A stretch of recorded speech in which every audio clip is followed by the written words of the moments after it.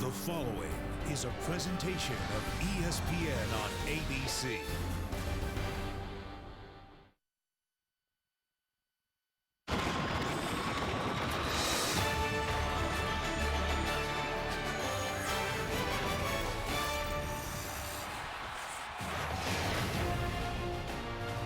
Welcome to ESPN on ABC College Football, presented by Kay Jewelers and Jimmy V Week for Cancer Research, as we continue our commitment to the V Foundation and Jim Valvano's dream to defeat cancer.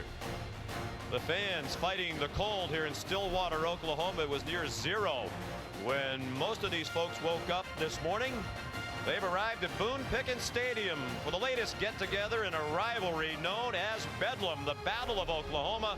Today it's number 17, the Sooners of Oklahoma, making the short trip to Stillwater to take on the 6th-ranked Oklahoma State Cowboys. A win today in Oklahoma State clinches at least a share of the Big 12 title, and they'd also clinched the BCS berth for this conference because they have won head-to-head against both Baylor and Texas. The Longhorns and the Baylor Bears go head-to-head today, so the head-to-head tiebreaker would go to Oklahoma State. Hello, everybody, and welcome to frigid Stillwater. Sean McDonough, along with Chris Spielman, will be joined in a moment by Shannon Spake, who's down on the sidelines and not really enjoying the weather down there at the moment. Been a very interesting season for Oklahoma State, poised to win their second Big 12 conference title in the last 3 years. Gone back and forth a little bit at quarterback. Lately, they've gone with Clint Chelf, and he's played exceptionally well. Well, Clint stabilized his offense. He's a capable runner, and he's a very good thrower. He's rhythm. But the thing that he brings to the table for me is that his toughness, and the teammates and the players around him respond. The other thing, coming off a career-high 370 yards against Baylor, Clint has the ability to change the play at the line of scrimmage. He'll have to do that today, Sean, against a blitzing Oklahoma defense. Dual threat quarterback, part of an Oklahoma State team that has won 7 in a row since their only loss in late September at West Virginia, a loss that looks much more stunning now. And when you think about it, Oklahoma State could be poised today to be playing for the national championship game. That's still an outside possibility, but not very likely. They'd need a lot of dominoes to fall in their favor. Here come the Cowboys. Final home game for 28 seniors. They have a very large senior class, and that's a big part of their success. 20 seniors factor in significantly on their depth chart. They have 7 senior starters on a defense that has been much improved this year. And Chris, always a lot of emotion for seniors playing their last home game. Well, it is, and it's hard to really focus on the game plan until you actually start playing. But the pre-game lead up to it, you look at your parents and your teammates, and you realize this is the final time I'm going to have this feeling in this stadium. And then it's a rivalry game that is very emotional. Oklahoma State has won 9 in a row here at Boone Pickens Stadium. A win today would match the longest home winning streak in the history of this program. It's also a chance for an 11-win season for the 3rd time in the last 4 years. They had never won 11 games in the history of the program prior to these last 4 years.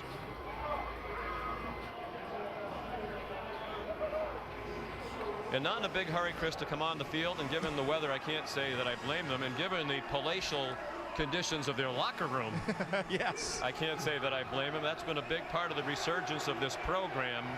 The money spent particularly by Boone Pickens and facilities and other aspects of the Oklahoma State football program have really helped their recruiting, and here they come.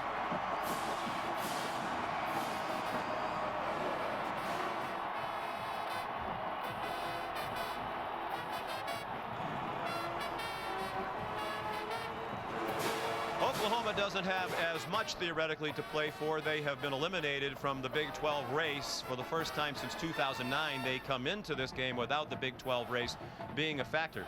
But just 2 losses. We saw Northern Illinois lose last night. Perhaps an outside shot for the Sooners at a BCS at-large bid. But first and foremost, they want to win this rivalry game. They've gone back and forth at quarterback. Today it's Trevor Knight. Well, Trevor Knight brings the zone read concept to this offense. which accounts for Oklahoma State having to prepare to defend that. He's improved as a passer, Sean, coming off 171 yards against Baylor, a career high, or against Kansas State, excuse me. Here's what I'm talking about, the zone read. He's very patient with this. Watch his eyes. He sees the defensive end jump in, and he shows his burst to the goal line. Now, this is where he's improved. He's going to read the defensive back that's going to try to undercut the wide receiver, but he throws it over top of the defensive back on time and on target. Here's a young player that's playing with great confidence and gets better with each rep. It's called Bedlam, and those people are called crazy, those without their shirts on today. Oklahoma State, the kickoff in a moment.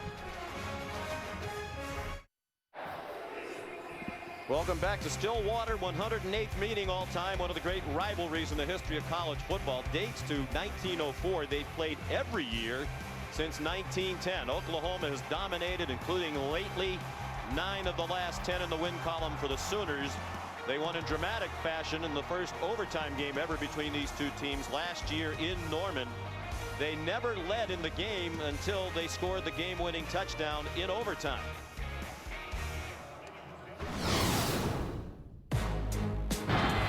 He takes the snap. End zone, touchdown, Oklahoma. This time it's Brennan Clay. He busts free. Clay at the 5. Touchdown, and Bedlam's over.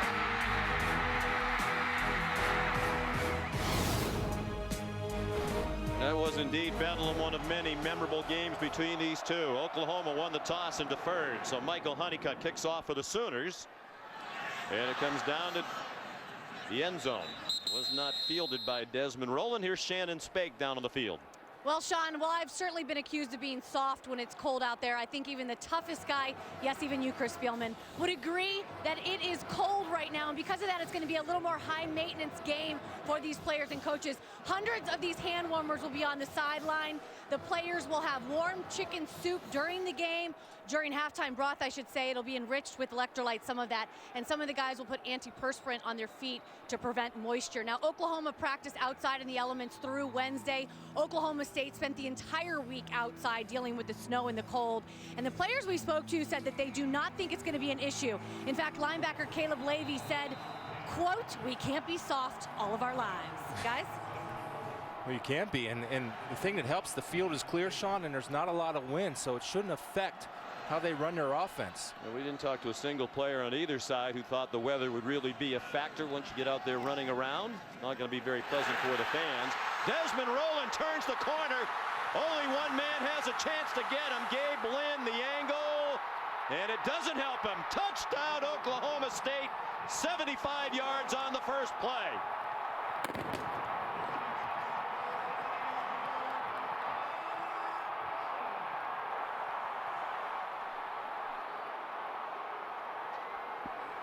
And a flag down. Crowd just now seeing it, as are we. Looked like it was thrown late, way back at the 30-yard line. Holding number 17 offense. 10-yard penalty from the spot of the foul. First down. Greg Burks is the referee. Charlie Moore, the wide receiver, called for a very costly holding penalty. Sees Charlie Moore right here matched up against Sanchez. First of all, they get a good lead block by the fullback, and right there the hands are outside and you see him grab and pull that jersey. You have to have the discipline to understand to get those hands off of him so your big man can do work and break the tackle on a corner. Apparently the official's hand was cold trying to throw that flag, as it took a long time to hit the field. Now a timeout called by Oklahoma on defense. Timeout, Oklahoma.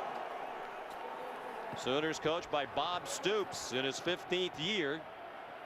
And with their win in their last game 2 weeks ago at Kansas State, he moved out of a tie with the legendary Barry Switzer and is now the all-time leader in wins among Oklahoma football coaches. You can see he's very active and coaching up that secondary. They had some mental mistakes in their last game against Kansas State, and you know, mental mistakes in the secondary, everybody thinks that's if a big pass goes against you, but it's also run responsibility, and right, they were not sound.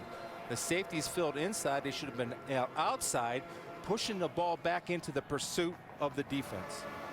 Mike Gundy has led the Cowboys into this and through this best era in the history of their football program, but the one negative number is that 1-7 record in the Bedlam series. His team is the favorite today, about a 10-point favorite, according to the newspaper this morning. First down and 13 after a 75-yard touchdown was called back on the opening play. Jeremy Smith to the 31. It'll be 2nd and 4. He was the featured back early in the year, and then Desmond Rowland came on and supplanted him as the starter. It's always good to have two, and he's a strong senior, part of a strong senior class that provides leadership for this team, especially on the defensive side, but he certainly brings it to the offense.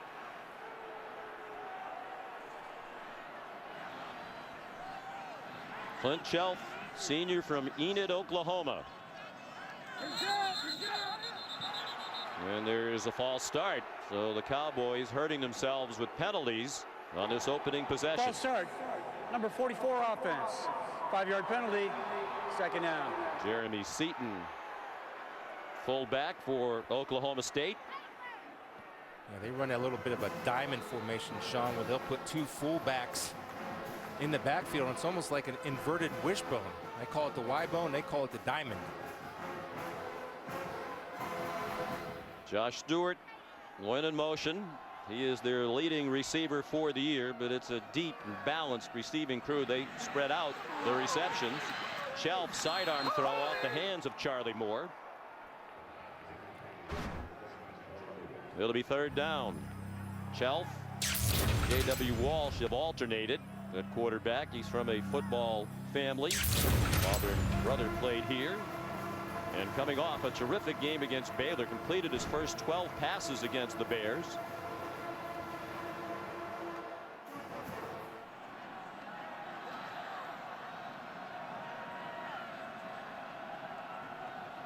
Third down and 10. Sooners showing blitz. And more movement along the offensive line. False start. Number 71 offense. 5-yard penalty. 3rd down. The right guard, another one of those seniors, Parker Graham. Yeah, they're holding their cadence for a long time, and when it gets cold and you're 3rd down as an offensive lineman, you're expecting them to get the pass rush, so sometimes you get a little impatient and you're prone to jumping early. 3 penalties already against Oklahoma State. One of them brought back a 75-yard touchdown on the opening play of the game. Shelf on 3rd and 15, throws behind his receiver Tracy Moore, and it's incomplete. That's a missed opportunity right there for the Cowboys. Clint Chelf had his guy open and the 1st down. Timing off a little bit. Plus they got the mulligan with the touchdown called back because of holding. Good start for the Sooners. Range of emotions for the Cowboys. Thought they had an electrifying touchdown on the first play. Jalen Saunders brings back the Kip Smith punt. Great field position near midfield for the first series for the Sooners after a 35-yard punt and return of 6. Here's Trevor Knight, redshirt freshman from San Antonio, Texas. The 4th freshman quarterback to start and win a season opener at Oklahoma. And like Shelf, coming off his best game, career high passing yardage total and also 82 yards rushing. The others, by the way, to start and win an opener is freshman Sam Bradford, Eric Moore, and Steve Collins. Knight started the first 2 games of the year, suffered a knee injury. Blake Bell took over, started the next 8, then he suffered a concussion. Knight returned in their last game and was terrific. He runs outside for about 2. Taken across the boundary by the strong safety Lindell Johnson. Let's take a look at today's impact players. Brought to you by Chick-fil-A. Well, Brendan Clay coming off a career high 200 yards in the last game. Jalen Saunders, an outstanding pass catching threat, and on defense you need to be sound up front. Calvin Barnett provides good run and pass rush, and maybe the top corner in the country, Justin Gilbert. He has 6 interceptions. They think he'll be a first-round pick. Knight keeps again. taken down by Sean Lewis. It's a first down inside the 40 after a run of 9. And Lewis, another one of those seniors, team leader out of Missouri City, Texas, part of a very talented linebacker group. Yeah, he is a good player, and that's the element that Knight brings to the table, that zone read. Blake Bell cannot run it. Knight runs it and runs it very efficiently. When Bell's in there at quarterback, he's more of a power runner, where Knight better on the edges, better in space, found some space, and a first down. Inside the 25, banged down by Daquan Lowe. 13 more for Trevor Knight. Yeah, it's their version of the triple option. You see they fake the dive, and what I like about Trevor Knight, the more reps and more games he gets under and the more experience, the better decisions he makes. Great vision for a quarterback, and he's patient when he runs the option in the zone read. Leading the team at nearly 8 yards per rush. 3 receivers to his left, and a single receiver very wide to the right. Single coverage toward the end zone. Neither player seemed to see the ball coming. It was out of the back of the end zone. A flag thrown intended for Brennan Clay, with Kevin Peterson in coverage. And they were tangled up doing hand-to-hand combat down there. Looked like Clay was blocking and didn't realize he was the intended receiver. Pass interference. Offense. Number 24. First down. And this is a good call, Sean, because it's actually a designed run with the option to pass, but Clay doesn't get the message. I had guards and tackles pulling downfield. Clay's thinking that play. Trevor Knight was reading something different. They'll get on the sidelines and correct that, but I don't blame him because it was a designed run. Ball all the way back to the 39-yard line. Out of field goal range. Lined up in the pistol with Clay, the running back. Knight keeps it again, and this time they smother him at the line of scrimmage. James Castleman, part of that defensive front. One reason why they smother him, and you watch this Oklahoma State Cowboy defense on film, they're very smart, they're unselfish, and they play their gaps. Exactly what Caleb Levy did, the outstanding senior linebacker, forced that ball inside to the on-block players coming from the defensive right, and there's Glenn Spencer, who's done an outstanding job bringing these guys together and coaching them up. 6th year on the staff, 1st year as the coordinator, took over for Bill Young.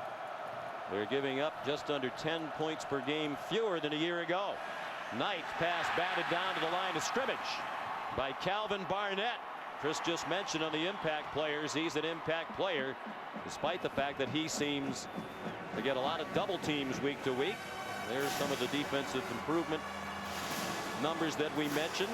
They go heavily by points allowed per possession because they're on the field so much. Their offense scores so quickly. The offense averages just 26 minutes per game of possession.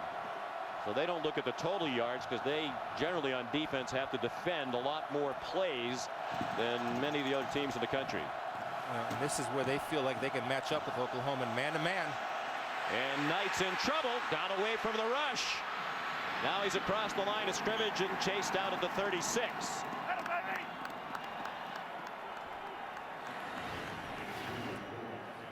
Well, again, the patience, and another improvement in his game is that he's not rushing things. That time he's forced out of the pocket. You got Sam Wren showing outstanding speed along with Lindell Johnson. One thing about the Cowboy defense, not only are they smart, but they also hustle and play hard every single play. But a good job by Knight keeping the play alive, not taking a sack or making a bad decision. Jed Barnett to punt. Josh Stewart, very dangerous punt return man. He's brought back 2 for scores this season. Oklahoma State 7th in the nation in punt return, but what a punt that is by Barnett. And it's going to be downed at the 1-yard line by Trey Franks. Outstanding work by the junior punter. 35 yards, pinning Oklahoma State very deep. This telecast is available in high definition. Brought to you by Vizio. Oklahoma State trying to win its 2nd Big 12 championship in the last 3 years. Some big wins, particularly lately. Wins at Texas and here against Baylor in their last couple of games. Mike Gundy said we're really fortunate that the schedule got more difficult late in the year because we played much better late in the year. Struggled through some mixtures on the offensive line, just trying to get out of the hole here from their own one on first down. Des Roland gets them out to the 5, but they had injuries on the offensive line and some inexperience. They had injuries at wide receiver. So in the middle of the year, they were really just trying to find their way. Then Chelk settled in at the quarterback position. And boy, have they been off and running lately. And they stopped going tempo, Sean. They weren't getting an advantage going at high speed, so they slowed it down, operate more efficiently. They'll try to go at a good pace, but just not at warp speed. Roland again, tackled by P.L. Lindley. And the coaches said it was just too fast when you're trying to communicate along in an experienced offensive line. And when you don't have depth at wide receiver, those guys get tired when they continually have to sprint back to the line of scrimmage. They play 4 just about every down, so they certainly get their use out of them. 4 now on 3rd down and 2. 4-man rush for Oklahoma, and the swing pass is dropped by Desmond Roland. Very shaky start for Oklahoma State after that touchdown on the first play from scrimmage was wiped out. Penalties, balls that haven't been well thrown, and that one dropped. There's the point you just made right there. Balls that haven't been well thrown. Certainly he's capable of making those throws. He throws the first one where they had a first down in the first series behind, and that time he throws one in the dirt on a little swing pass that would have went for a first down.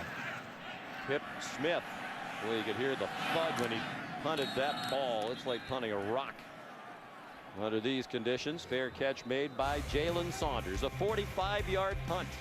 No score. ABC College Football, presented by Kay Jewelers. Kay Jewelers, every kiss begins with K. Dr. Pepper, always one of a kind. And the all-new 2014 Chevy Silverado.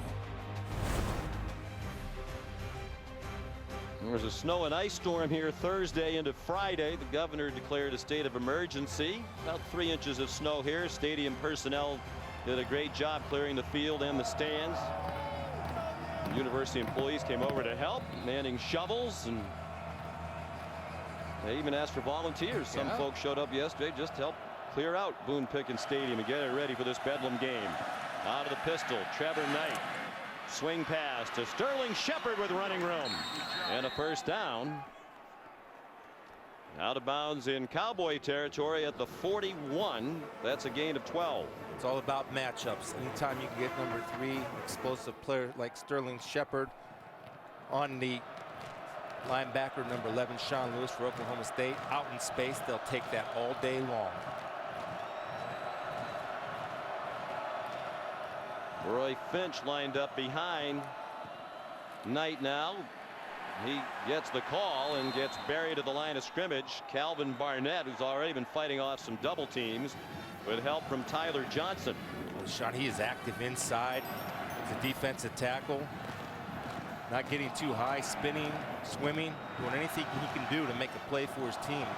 His good play helps the linebackers play well, and that's what these Oklahoma State linebackers have benefited from, that stud in the middle, Barnett. We'll talk to Josh Heupel, the offensive coordinator for Oklahoma. First player he mentioned on the Cowboy defense was Barnett. And a problem on the handoff. Looked like Knight was trying to pull it back, and it hit the ground. He recovered it with Tyler Johnson nearby. Right there, that's on Knight. He's got to be able to give that ball, make the decision just a little bit quicker. He decided to keep it at the last second, and Finch says, give me the ball. I can make something happen.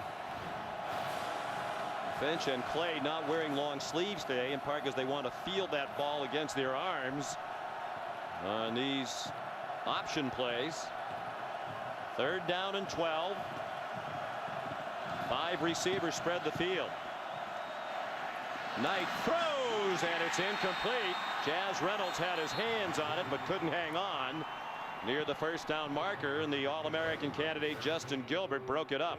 Well, I love Justin Gilbert because of his length, but right there, they step and the break on the football, knowing he can't get to the ball, but understands of playing the arms of the wide receiver, executed at its highest level for Justin. There's Jed Barnett to punt again. His last one was down to the 1-yard line. Josh Stewart back deep for it.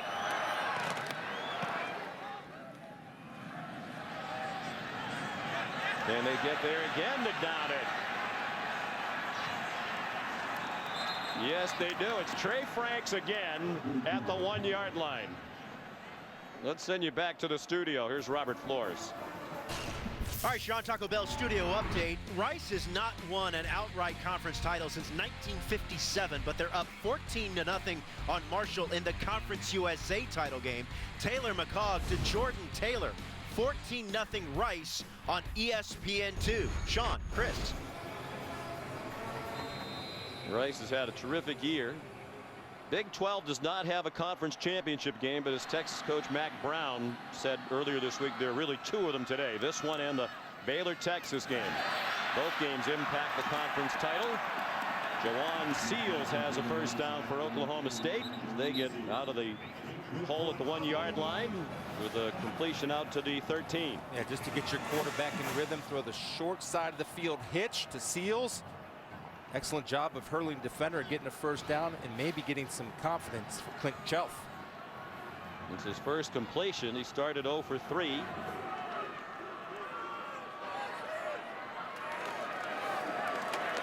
Nice hole up the middle. Desmond Rowland gets about 7. Here's Shannon. Well, Sean, as you can imagine, Oklahoma State offensive coach is not happy with all the penalties. Jamal Singleton, running back coach, just pulled his guys to the side and he told them this is unacceptable. Not how we play football. Get out there, be physical, but clean it up.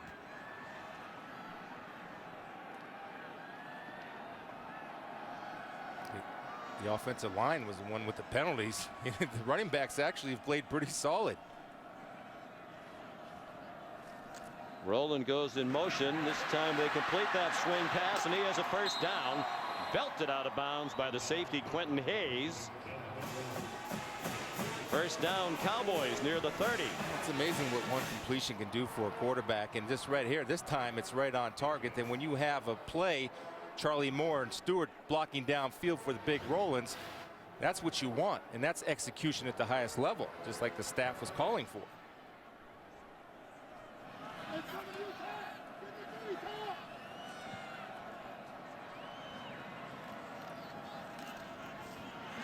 Rowland managed to slide through the hole as another first down.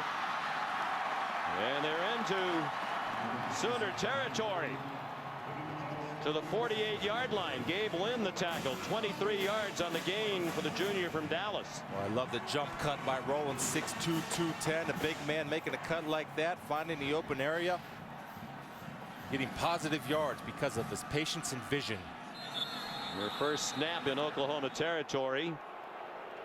Whistle stopped the action right before the snap. Frank Shannon down on the field right by the Sooner sideline. Starting middle linebacker for the Sooners, and the quarterback of that defense makes a lot of the front calls to make sure they're in position. If he's hurt, that's a big loss to that Sooner front seven. They already lost one of their best defensive players, Corey Nelson, to a torn pec. That happened in the TCU game, 5th game of the year. Outstanding player. They also lost one of their best players on offense, Trey Millard, hybrid fullback, H-back tight end type, who was productive both in the run and pass game and a very important blocker. So they've done well to get to this point at 9-2 with a key injury on each side of the ball. And today, with a mix and match offensive line, there are 2 starters on the left side of the offensive line all year long. Tyrus Thompson and Adam Shedd both out with leg injuries today, so they've had to move some folks around, most notably their left tackle Derek Farniok, who's a first-time starter. But it's the Cowboys on offense now. This is their first snap in Sooner territory. They had the long touchdown called back in the first play of the game. Jeremy Smith goes for about 8 more. Yanked down by Dominique Alexander. P.L. Lindley also in on the play for Oklahoma. Get the feeling that the Cowboys just want to establish their physical presence. They have big, powerful back, Sean, and a big offensive line that can move people. Really the size, 300 plus across the board.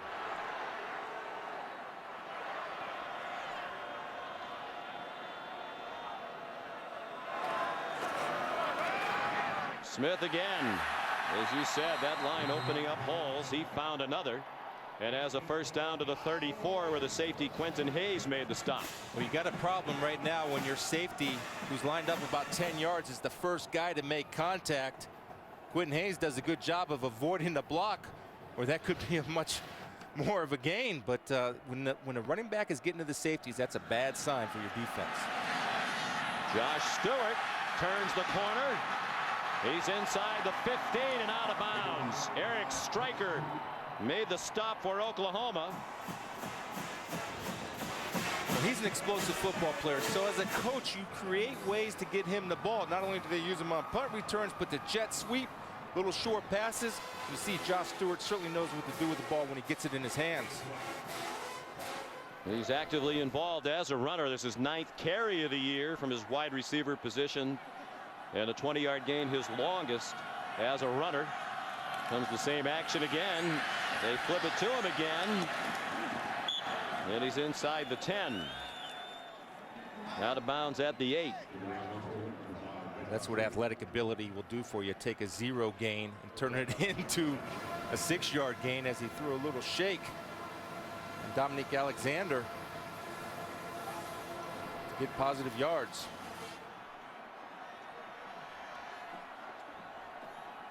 First play to Stewart was a run. That last one deemed a pass on the forward motion. And now the forward motion goes to the 1-yard line by Des Rowland. Scott Gaines, the field judge, ruling him down at the 1. Crowd thought he was in. Scott says he bounced in. Again, just the movement of the offensive line, and Rowland is 4 yards downfield before he gets hit, and that might be a touchdown from this angle. Let's see if that knee goes down. Yes, it did, but where's the ball? Is that over the plane? David Ames, the replay official, is going to take a look at it. Well, that is close.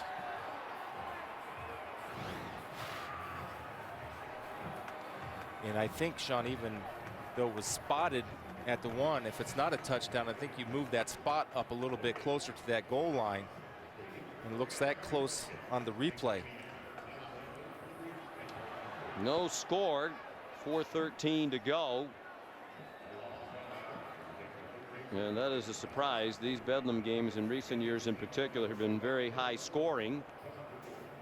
These replays are frozen at the same spot, we're told, from the truck, and from the angle in the smaller box on the left. I would say with his knees down, he's just short of the goal line. Or certainly you don't see enough there to say it was conclusive enough to change it.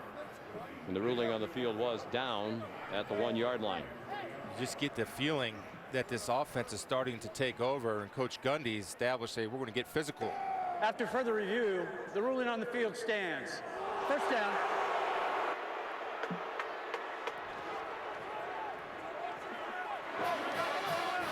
So I mentioned it's surprising.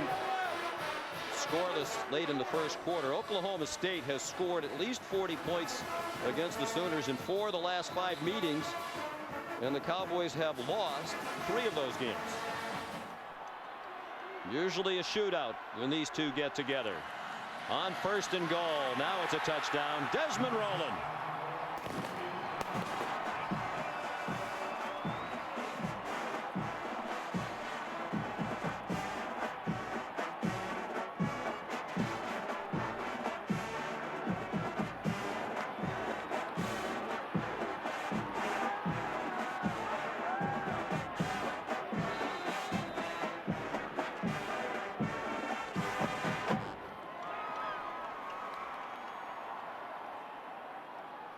Ben Grogan, true freshman kicker, on to try the extra point.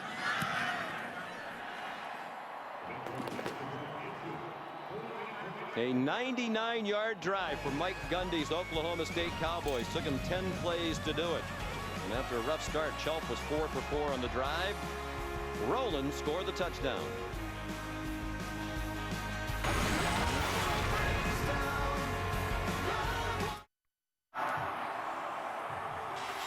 Friends, we hope you'll help us beat cancer. The V Foundation awards 100% of direct donations and net proceeds of events to fund cancer research. Log on to www.jimmyv.org or call 1-800-4-JIMMY-V to donate. Well, it's amazing what Coach Valvano did to inspire people with cancer to fight, and the awesome research that they're doing. That's where the cure will be found through research. Pip Smith picks off. It'll be Roy Finch from the 4. And he stopped short of the 25-yard line. Tonight on ABC, the leading Heisman Trophy candidate Jameis Winston and the top-ranked Florida State Seminoles look to secure their spot in the BCS National Championship game with a victory over the 20th-ranked Duke Blue Devils, now ranked number 20 with a 10-win season for the first time in school history. It's the Dr. Pepper ACC Championship game tonight at 8 Eastern, 5 Pacific on ABC. Interesting to see how Florida State responds after the situation with Jameis Winston was finally resolved, and Duke's going to need a perfect game, and they're going to need Florida State to make a lot of mistakes. Now the 4-touchdown underdog, David Cutcliffe's team. Out of the pistol, Trevor Knight. Take the handoff to Brennan Clay and zings one for about 9. Jalen Saunders driven back by Justin Gilbert. And they're going to give Saunders a very favorable spot and perhaps even the first down. Well, this is a very nice route. First of all, you sell upfield, you work back to the football. Now watch Gilbert right here. This is a little bit uncalled for with the belly-to-belly suplex. Be good on WWE Raw, but not on the football field. Surprised he did not get a flag, Sean. I am too. On 2nd and short, Brennan Clay. Tough run. He drags Sean Lewis along for a first down at the 39-yard line. First carry for Brennan Clay, who knows that he's not in his hometown of San Diego anymore. He's a good back. I really liked watching him on film. Nice, powerful guy inside. Keeps those legs turning and always fighting for the extra yards. He was one of the heroes in the Bedlam game last year in Norman when he scored the game-winning touchdown in overtime. Pistol again with Clay behind Trevor Knight.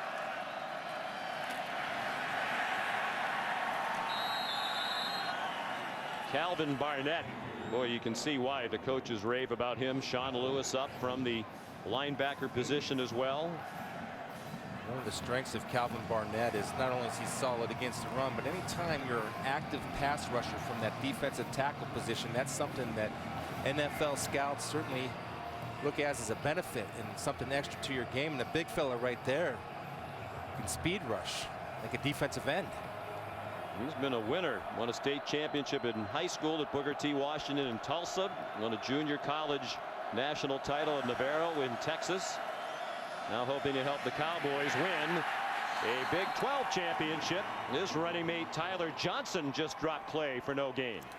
Not bad for a 28-year-old football player, and Tyler Johnson coming in on a nice stunt, beats the offensive tackle and goes where the ball is, not where the ball was, so he can make the play on the proper angle. Outstanding job by Tyler Johnson, former baseball player.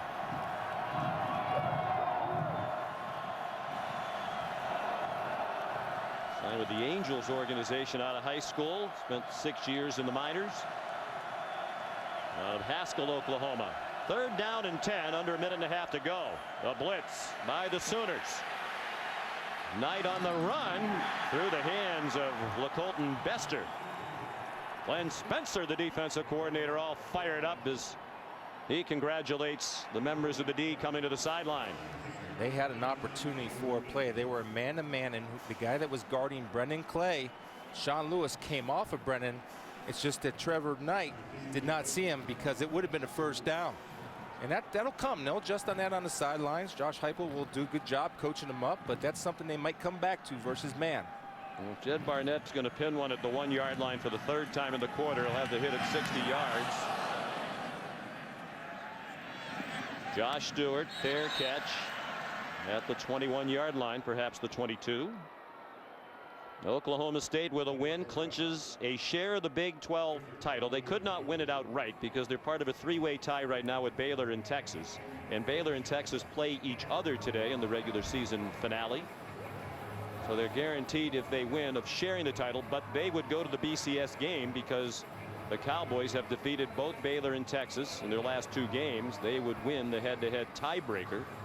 If Oklahoma State loses, and there are a lot of Baylor and Texas fans cheering for Oklahoma, the winner of that Baylor-Texas game wins this conference outright. Yeah, it's been a crazy year in the Big 12, an exciting year, and teams have certainly played up to the challenges. Swing pass, and Jeremy Smith made the catch, but it's a loss. Eric Stryker was right there, and it's a good thing for the Cowboys that Smith possessed that ball. Hard to tell if it was a forward pass or a lateral, and that made it a ball that Smith made to make sure he caught, because it could have been a fumble. Good Ruled job. a forward pass by the official stats. After the play fake, Chelf's pass way behind Josh Stewart. Julian Wilson had the coverage, junior from Oklahoma City. Certainly not the Clint Chelf that we watched, and struggling a little bit with his accuracy. Then, you know, you have to ask the question, is the cold bothering him? Is he getting a proper grip on the football? Because when he misses, he's missing all bad and off by a lot.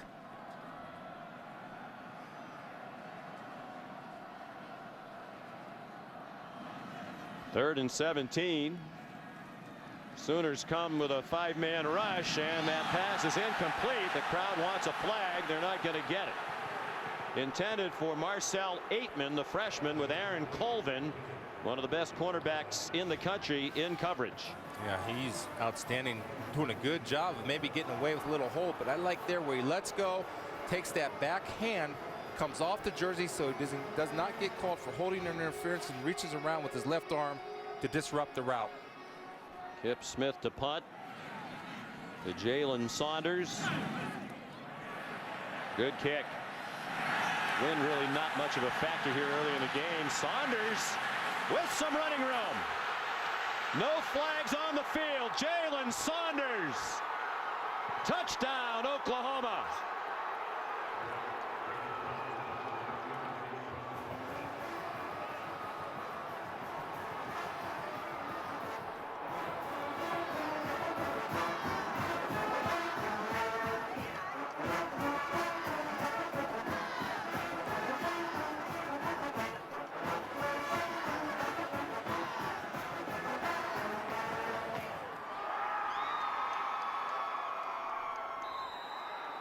A 64-yard punt return for a touchdown by Jalen Saunders.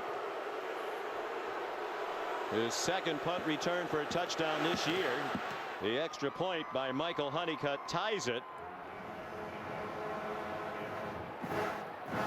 49-yard punt, 64-yard return at a tie game. Well, just the patience to set this up and the vision to cut it back outside, and the discipline of the punt return team not to hold, not to block in the back, get Jalen Saunders in space and let him do his work. Right here, that's the cut that made it. They lost contain on the outside, and just speed finishes the deal for Jalen Saunders and the Oklahoma Sooners. Well, that was an instant replay, and it's really an instant replay of a year ago. We mentioned Oklahoma never led in regulation. They were kind of on their heels early in the fourth quarter when Jalen Saunders brought the crowd to life in Norman. 81-yard punt return. That made it 38-36 in favor of Oklahoma State. They went for 2 to the Sooners and tied it at 38 with a successful 2-point conversion. So for the second year in a row, he has ignited the Sooners with a punt return touchdown. It looked like the same return. He broke it to the right, set it up down the middle, and broke it to the right. And I always say, if they haven't stopped it once, they're not going to stop it twice. Jalen Saunders, big play for the Sooners on special teams to get back in it. Honeycutt kicks off. Justin Gilbert. One of the best kickoff return men in the history of college football. 6 career kickoff returns for scores. Brought that one to the 28. Monday Night Football comes your way with coverage beginning at 6:30 Eastern Time. Monday Night Countdown served by Applebee's. Then Tony Romo leads the Cowboys into Soldier Field to take on Brandon Marshall and the Bears. Also live on Watch ESPN. Monday Night Football is at 8:25 on ESPN. The Cowboys 7-5, leading the East in the NFC. Des Roland, a Dallas product, gets 2 to the 30 on what will be the last play of the first quarter. Big night for Coach Ditka. Monday night. His number retired. Oklahoma and Oklahoma State for the 108th time. Des Roland got the Cowboys on top early. Saunders for the second year in a row took one all the way to the house.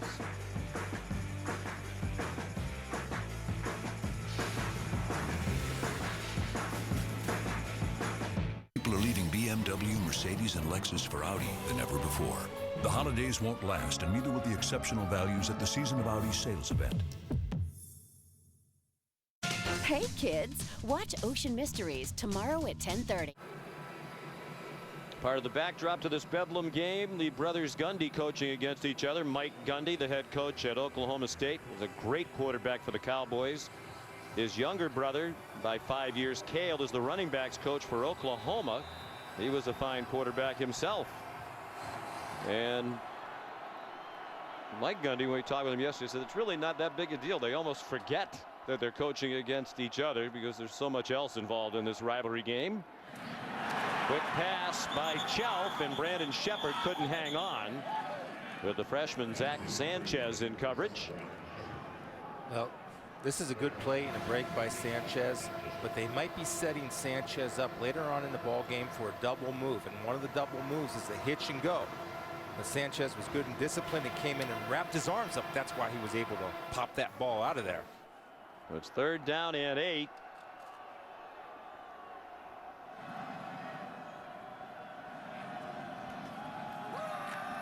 Sooners blitz. Chelf has a lot of running room.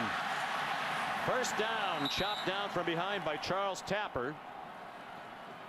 They weren't very disciplined there, it seemed, Chris, in their rush lanes, because Chelf had a couple of options here. And also they caught him in man coverage, and the big hole opens up right here, and that's the decision making of Chelf, understanding that it's man coverage down the field, all the defenders covering, his backs are turned, quick enough and capable enough getting the first down because of a good decision made by Clint Chelf. You got 11. Desmond Rowland. Will they catch him? Yes, inside the 10-yard line. Julian Wilson ran him down and saved the touchdown. You know, the problem they're having is they're not getting a hand on the runners until they get to the safeties. Oklahoma State will have a hat on a hat. Good seal block by Stacey, number 9. Then Rowland makes the guy miss an open field, and he can do some work. They come quickly back to the line. Rowland again from the 8 to the 3. Gabe Lynn made the tackle. So Des Rowland had a 75-yard touchdown. Called back on the first play from scrimmage for a holding penalty. That 51-yard run stands. And he's over 100 yards rushing in the half. Averages 55 yards rushing per game. Really running back by committee, with Chelf getting some carries as well. They spread out the rush yardage. Rowland got popped by Gabe Lynn, spun off it and got to the 1. It'll be 3rd down and goal. Gabe Lynn hit him at the 3, and you mentioned it. He spun off because Gabe came in there and just threw a shoulder. If he would have wrapped him up, it would have been at the 3-yard line as opposed to the 1. That's the power of Rowland running through that shoulder tackle. And the diamond now around Chelf. And they give it to Kai Staley, and he is stacked up. Charles Tapper led the defense. And a decision for Mike Gundy on 4th and goal from the 1. I think I try to go for it, Sean. Why? Because Oklahoma's having trouble stopping their running game. You have the power going. I think it's hard not to go for it if you're Mike Gundy. Sending a strong message. We've seen that diamond formation a lot on tape, Chris, and they hand it off to all of those backs. So if you're the defense, you just can't expect it's going to be Rowland with those fullbacks blocking. They might hand it to one of the fullbacks as well, as they did on the last play. And they have a bootleg off of it. Going for it on 4th and goal. They do give it to Rowland, and he's stopped for a loss. The Sooners hold. Gabe Lynn again up there at the line of scrimmage. Chuka Indulaway also at the bottom of the pile.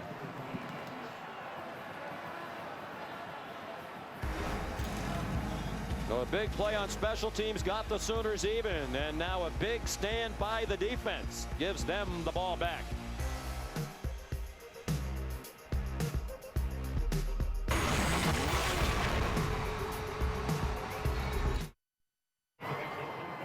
Boy, hustle always wins the battle. Watch number 98 Indulaway make a play for his team to clean up for Gabe Lynn, the on-block player coming in to wrap up. Indulaway does a little bit of a swim move, and he does not stay on the ground. He goes to his knees, but he pops back up, wraps high to seal the deal. Outstanding effort, getting penetration, keeping his hands free, and making a play for the Sooner defense. Big play in a big game. Oklahoma begins from its own 2. Trevor Knight in the pistol in the end zone. Brennan Clay searching for Seam. Got a yard and then got splattered by Ryan Simmons and Daytwan Lowe. Your Oklahoma's offense, I'm going to tell you right now, those safeties are so tight. If you want to take a shot, the area to attack the Cowboy defense is in the middle of the field deep because of the tight coverage and the run responsibilities of those Oklahoma State Cowboy safeties. Look how tight they are. Nobody beyond 6 yards of the line of scrimmage. They ran Aaron Ripkowski off the field late. He's a fullback and tight end type, Ripkowski. Knight, quick throw out of the end zone, and the diving catch made by Sterling Shepard at the 10, a couple of yards short of the first down. Well, that's been a big difference this year for the Cowboy defense, Chris. Glenn Spencer, a little more aggressive attacking style, and he's quick to deflect the attention he's received. He said, hey, when you have great corners, you can play up at the line of scrimmage and a lot of press coverage and attack because you know those guys are going to cover. Yep, and they do it, and they've responded. And when you get a veteran defense that understands the concepts and does not make mental errors, you can do a lot of things as a defensive coordinator. Again, everybody up around that line of scrimmage.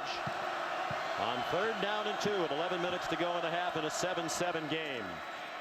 Knight kept it, and he stopped short of the first down. Caleb Levy having a tremendous senior year, certainly a candidate to be the Big 12 Defensive Player of the Year, the leading tackler this season for the Cowboys, made the play. And that's a play that a Big 12 Player of the Year will make, beating his man one-on-one, not giving himself up. And Coach Spencer is fired up. He should be, because Caleb Levy made a heck of a play on 3rd down to force the punt. By Jed Barnett.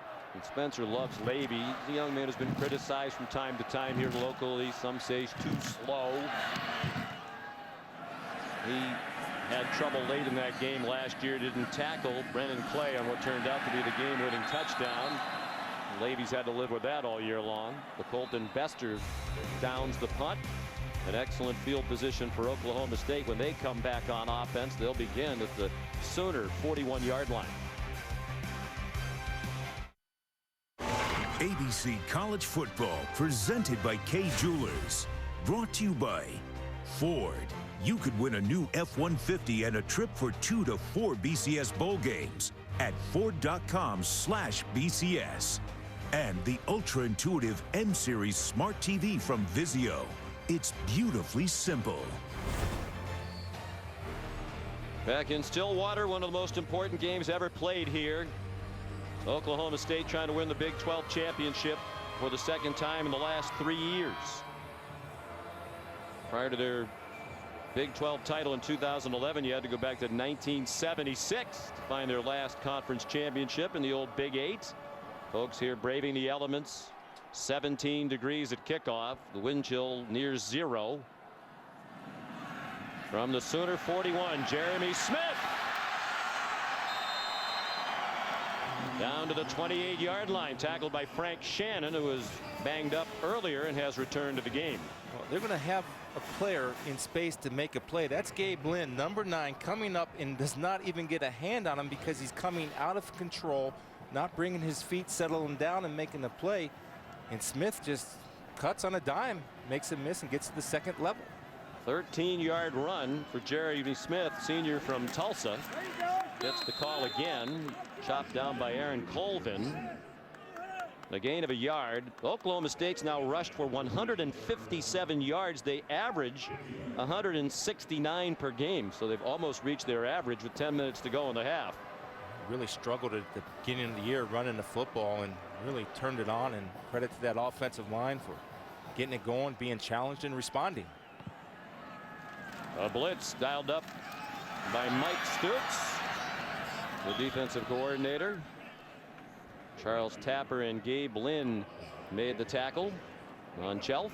And here's a look at that Oklahoma State offensive line. They've done a nice job in not allowing sacks. Part of that is they get rid of the ball quickly. I just think they've responded so much better in their run blocking. They're physical. They sustain blocks longer. And a lot of that's Chelf. I mean, he stabilized this offense, and the kids believe in him. And the running game has really been established the back half of the season.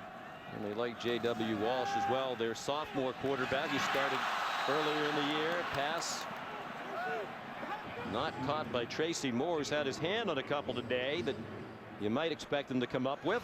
Very good receiver. Yeah, and this is not on Chelf. This ball should be caught. He has two hands on it.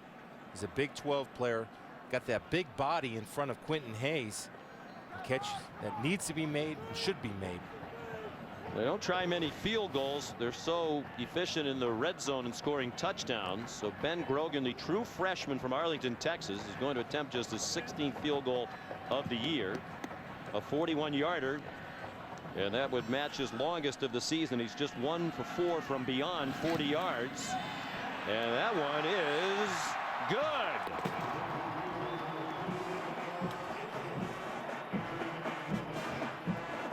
Ben Grogan puts the Cowboys back up by 3 in Stillwater.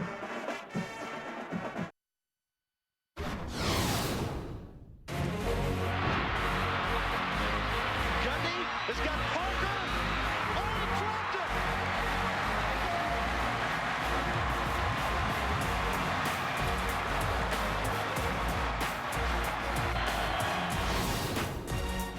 Coach Pat Jones and the crowd looked on in disbelief. Mike Gundy, 4-year starter at quarterback for Oklahoma State in the late 80s. Brent Parker couldn't hang on to that pass with under a minute to go in November of 1988. Oklahoma won 31-28. Gundy, in his 4 years, never had a win as a player over Oklahoma. Just 1-8 as a head coach.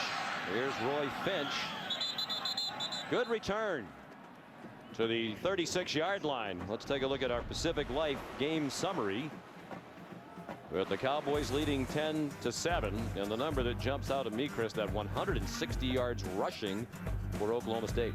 Yeah, they're getting a lot of yards because they're getting to the second level, and Oklahoma is playing a lot of press man coverage. So if you don't make the tackle with that front seven, those defensive backs have tough duty getting off their men and making plays. Jazz Reynolds is the injured player. Looking at his left foot or ankle, it appears. Senior wide receiver.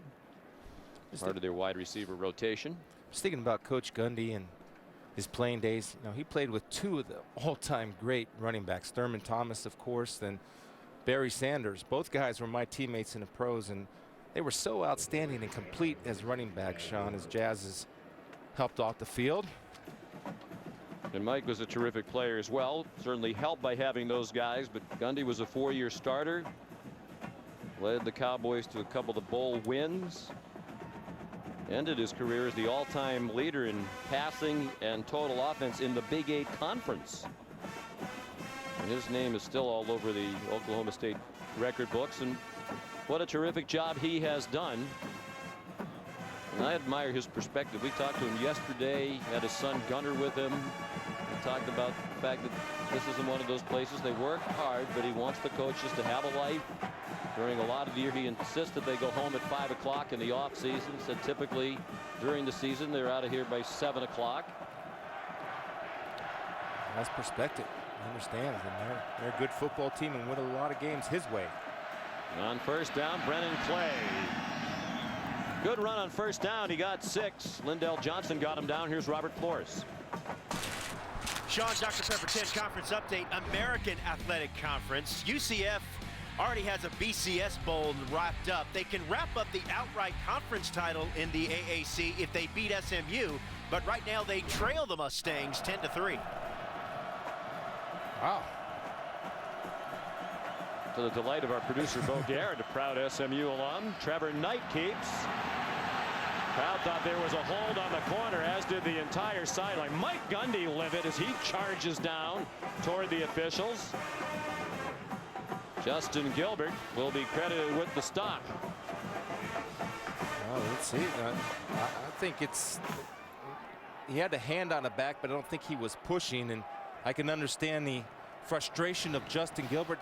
But then again, shows why Justin Gilbert's a future first rounder. Not only is he outstanding in coverage, but strong in run support, beating off the block of the strong fullback. Knight in trouble, running for his life, and throws it away. Lindell Johnson came on the blitz, and the officials are conferring about whether or not this is a grounding call. While we're waiting for the call, they had the post deep middle of the field wide open, but the blitz was there and they weren't able to get the pass off in time, but they could come back to that. Gundy's getting a workout these past 2 plays.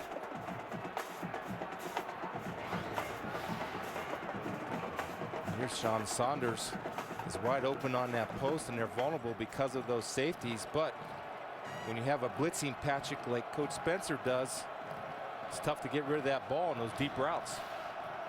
Back to the pistol on 2nd and 10. Midway through the second quarter. Oklahoma State leading by 3. A win and they win the Big 12. Knight. There is a flag down now on the offensive backfield. Calvin Barnett chased him over to the boundary.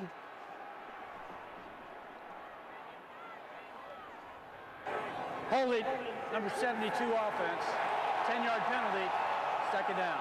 We mentioned him earlier, Derek Farniok, sophomore, making his first start. Tyrus Thompson had started at left tackle all year long, but unable to go with a leg injury, and Farniok has played very little all year long. That was a concern for Bob Stoops starting today. It was a big concern. He's done a decent job filling in, but when you're playing a complicated blitzing defense, puts a lot of pressure on that young man.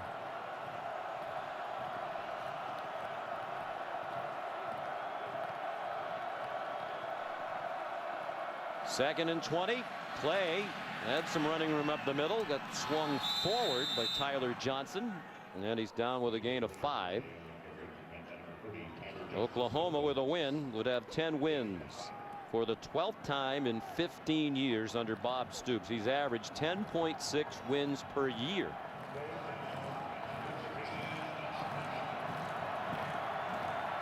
Consistency in the program. Done an outstanding job over the 15 years he's been head coach.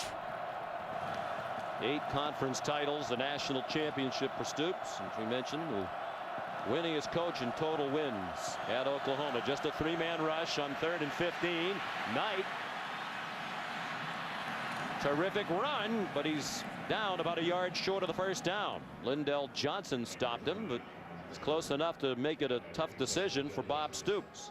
I think right now, if you do anything, you try to draw them off sides, but I'm of the belief that you go ahead and punt the football in this situation. And it's just as I say that, he's bringing in 2 tight ends, Rukowski and Brandon Green.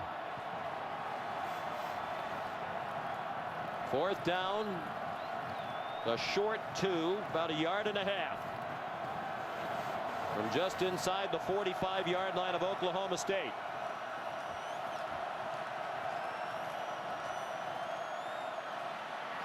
Nice play. Saunders started in motion, then came back to the near sideline. Knight pitched it to him, and it's a first down. I guess, Chris, the decision is made easier when, as a coaching staff, you know in your mind you have a play like this you think can work in this situation.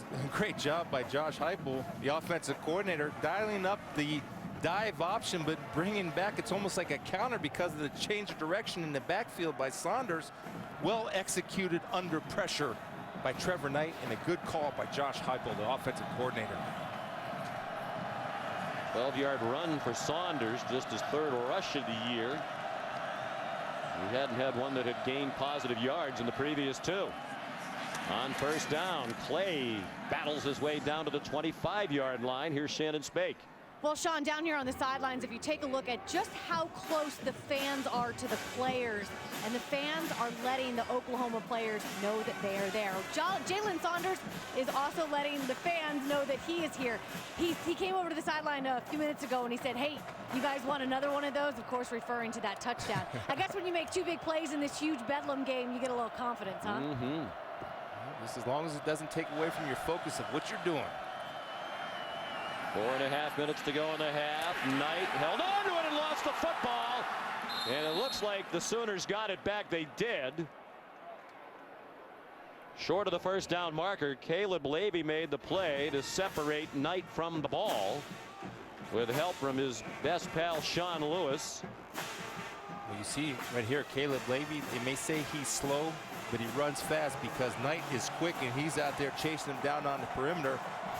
Knight has to secure that football, understanding that Oklahoma swarms and they'll get hands on that football to knock it out. 3rd and 1. Saunders and Shepard got on the free ball. Play, first down. And the lunges ahead to the 19-yard line. Tackled by Ryan Simmons, the sophomore from Cibolo, Texas. I just can't tell you how impressed I am with Clay. Just the toughness that he brings. Being able to get that first down and run through tacklers, and not very big. 5'11", 201. He runs like he's about 220. They dismissed Damian Williams from the program. He had been suspended a couple of times during the year. For a while, he had been their featured back. Clay's seen more action in recent weeks, and boy, is he doing a great job with the extra playing time. Fights close to another first down inside the 10. Over Howtow, Caleb Levy made the tackle. A good read right there by Trevor Knight. And again, I'm going back to the power, Sean. He's fighting and clawing for every yard, and that fires up his teammates. The fact that they got that 4th and 1, that was momentum. That fires up everybody. And when you get a run like that, the offensive line galvanizes and they want to block harder and tougher and longer. When Spencer's defense on its heels. Oklahoma trying to take the lead for the first time in this game. Play again. First down. 5-yard line. He got planted by Lindell Johnson.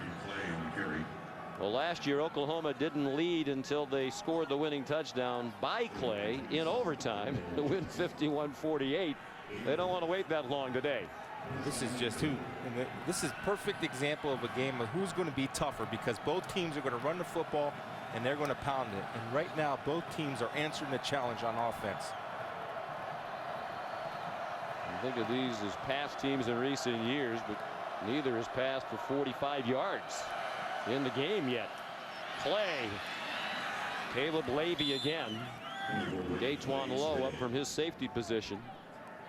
Glenn Spencer said to us yesterday, Levy wouldn't run a 5-flat 40 if you let him run it downhill. But all he does is get in on just about every play. 4 interceptions. The team leader in tackles. Academic All-American. Already has his degree. Working toward an MBA. And the vocal leader. And you need a vocal leader when you have a strong senior class. You need one of those guys to stand up and take charge. And 45 does it for the Cowboys. Long ball control drive, and now they're poised for the lead on 2nd and goal. Oklahoma from the 3. Clay drilled behind the line of scrimmage. Cowboys have had enough of that. Of course, Levy at the bottom of the pile again. Lindell Johnson. Well, again, good penetration by Ogba, number 38, from his defensive end. And the Cowboy defense said, you had a goal line stand, Oklahoma. We'll match your goal line stand, at least for now. Ogba, number 38, talented redshirt freshman. Oklahoma wisely not in any big hurry here. They don't want to leave time for the Cowboys. 14th play of the drive. Under a minute to go in the half. We got Shepard matched up on the linebacker, Sean Lewis, in the slot. Now with the play clock at 2, they call a timeout. 10-7 Cowboys in the final minute of the first half.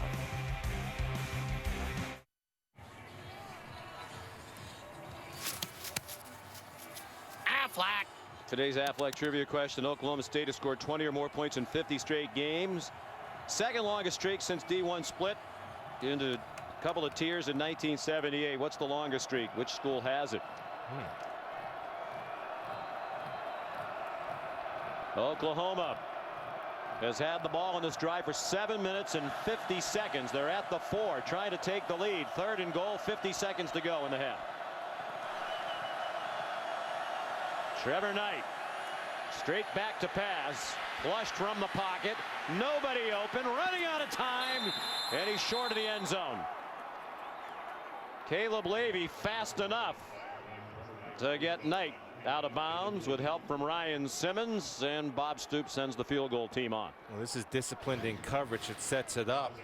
Number 11, Sean Lewis, is taking away any corner route, understanding he has help in the middle of the field. And you saw Ryan Simmons, a young man with speed, to make sure that Knight and Levy get there. Does not get into the end zone. Those linebackers all can run. Coverage sack for the Cowboys. And Knight's walking toward the locker room. Michael Honeycutt trying to tie it, does with a 21-yard field goal.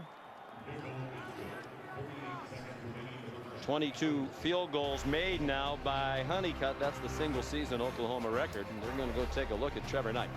10-10 the score.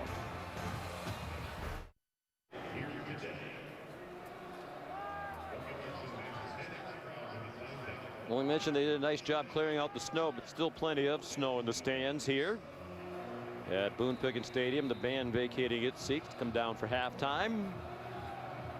15-play drive ends in a field goal that ties the ball game for Oklahoma.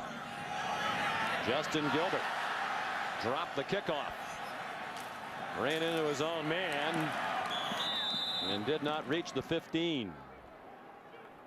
Dakota Austin first there for the Sooners. Let's answer the Aflac trivia question. You want to answer it, Chris? Which school holds the longest streak of consecutive games with 20 or more points since Division I split into FBS and SCS? You didn't cheat this week, apparently. Is it a Pac-12 team? Oh, yes, you did cheat. Okay. Southern Cal, could that be it? Southern California. Yeah, okay. 63 straight games. They had it going. Nice. I tell you what, the man of your faith, you would think cheating on the Aflac thing would be a thou shall not. We're accusing somebody of that, but you just happen to have that one off the top of your head. Well, Oklahoma State's current streak is the longest. They have 3 timeouts, but with this poor field position, they're not going to use them. And the teams head for the locker room. Tied at 10. They'll try to get warm. Stay tuned at the half. John Saunders, Jesse Palmer, the Capital One halftime report, scores and highlights from around college football. But first, a visit, Shannon Spake with Coach Gundy. Well, Coach, with the exception of that last drive, you guys were really able to stop Oklahoma's offense. What do you think about the way your defense played? Well, we gotta come up with a little bit of an answer for the option, and then we got to do a better job of covering in the kicking game. And offensively, we got to continue to run the ball and get the ball thrown down the field a little bit more. Some mental errors to start this game. What are you going to say to your guys right now to ensure that doesn't happen in the second half? Well, we had a couple procedure penalties. It's kind of unlike us, so I think they'll settle down. They'll be fine. Thank you, Coach.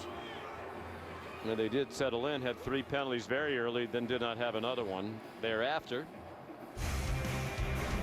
2 teams combined for 70 yards passing. That's a big surprise. 10-10 at the half. John and Jesse and the Capital One halftime report come your way right after these messages.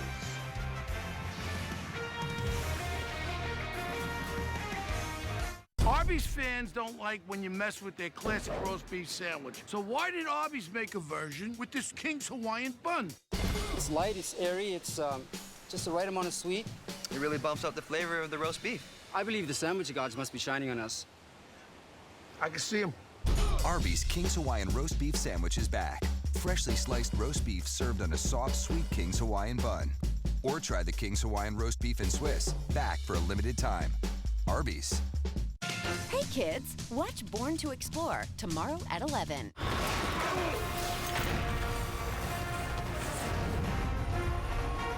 Welcome back to ESPN on ABC College Football, presented by K Jewelers. Jimmy V Week for Cancer Research continues. We continue our commitment to the V Foundation. Jim Valvano's dream to defeat cancer. At the half in this Bedlam game, Oklahoma and Oklahoma State tied at 10.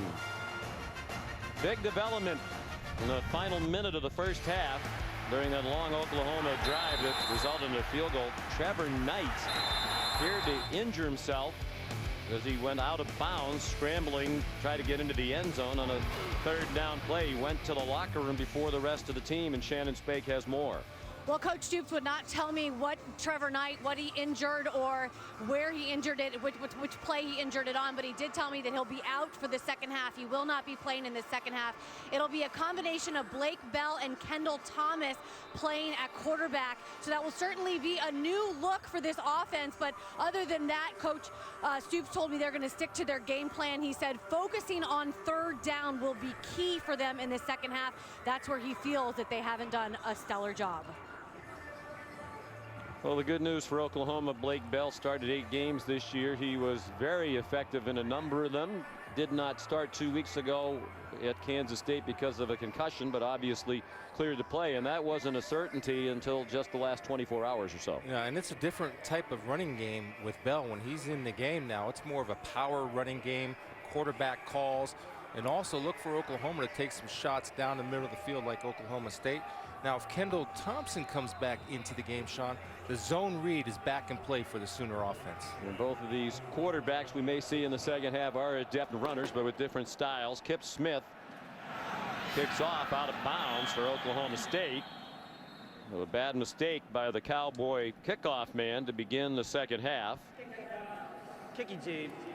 Ball to be placed 30 yards from the spot of the kick. First down. It looks like Kendall Thompson might get the first snap of the second half. You know, I think the reason why that is happening is because he can run the option, and Coach Gundy mentioned going off the field at the end of the first half.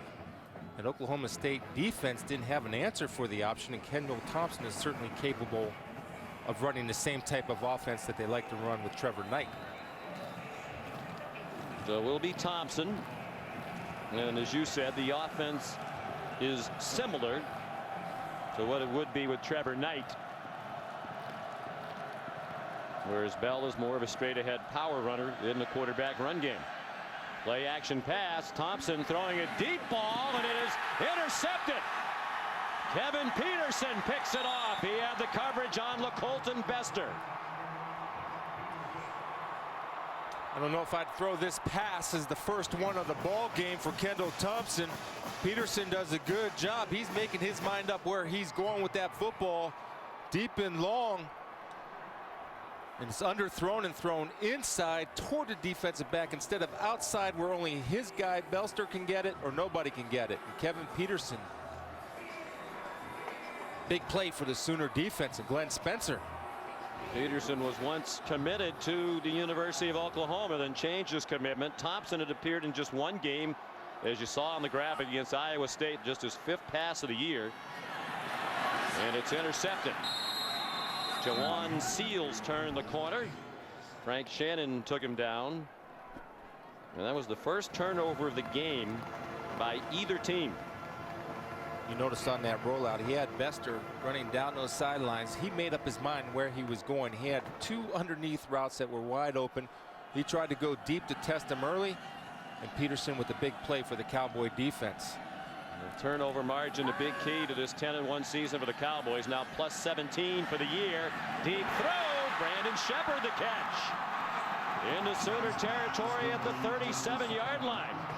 Well, you said it, Chris, in the half. Both teams need to try to take some deep shots and loosen up the defense, and they both come out slinging it deep. Well, I think you have to because of all the man coverage that you're seeing and great adjustment by Shepard on the football while it's in midair, flipping those hips to make the catch. Back to the ground with Desmond Rowland. Upended by Zach Sanchez. And it looks like they're going to try to go at a higher tempo now. Clint Chelf gets them right back over the ball. That's as fast as they've gone today. Sooners trying to blitz. Throw intended for Tracy Moore. He had Julian Wilson in coverage, and it wasn't close. They tried to set up the little jet screen play action off the jet screen and hitting the play action deep.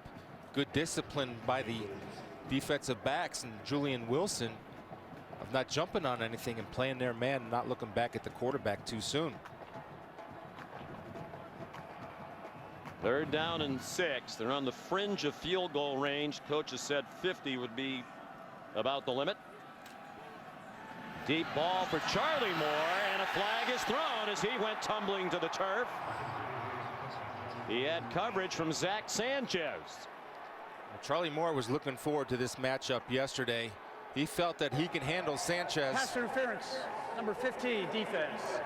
Automatic 1st down. Defensive coordinator Mike Stoops livid. That was, it seemed live, a borderline call.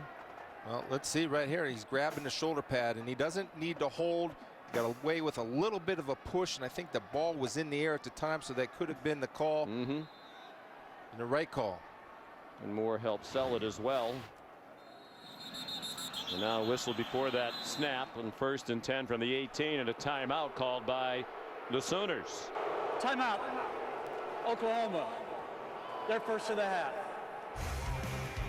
Cowboys poised to reclaim the lead in the red zone.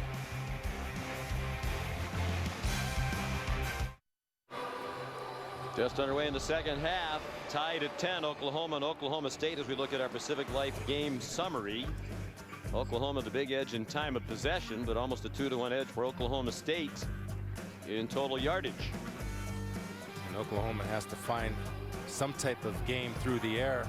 As you can see, 28 yards passing. He's not going to do it. 87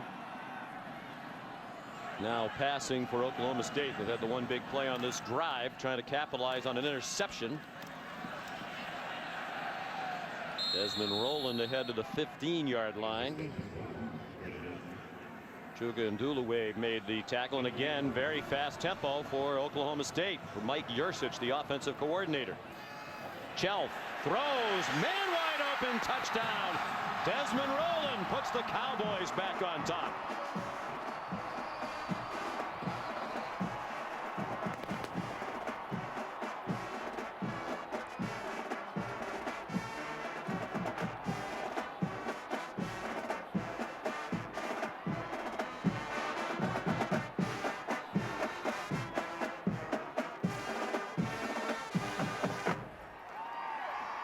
Cowboys at 42 yards passing at the half. They had 60 yards passing on that 82-yard drive. Ben Grogan puts the lead back to 7.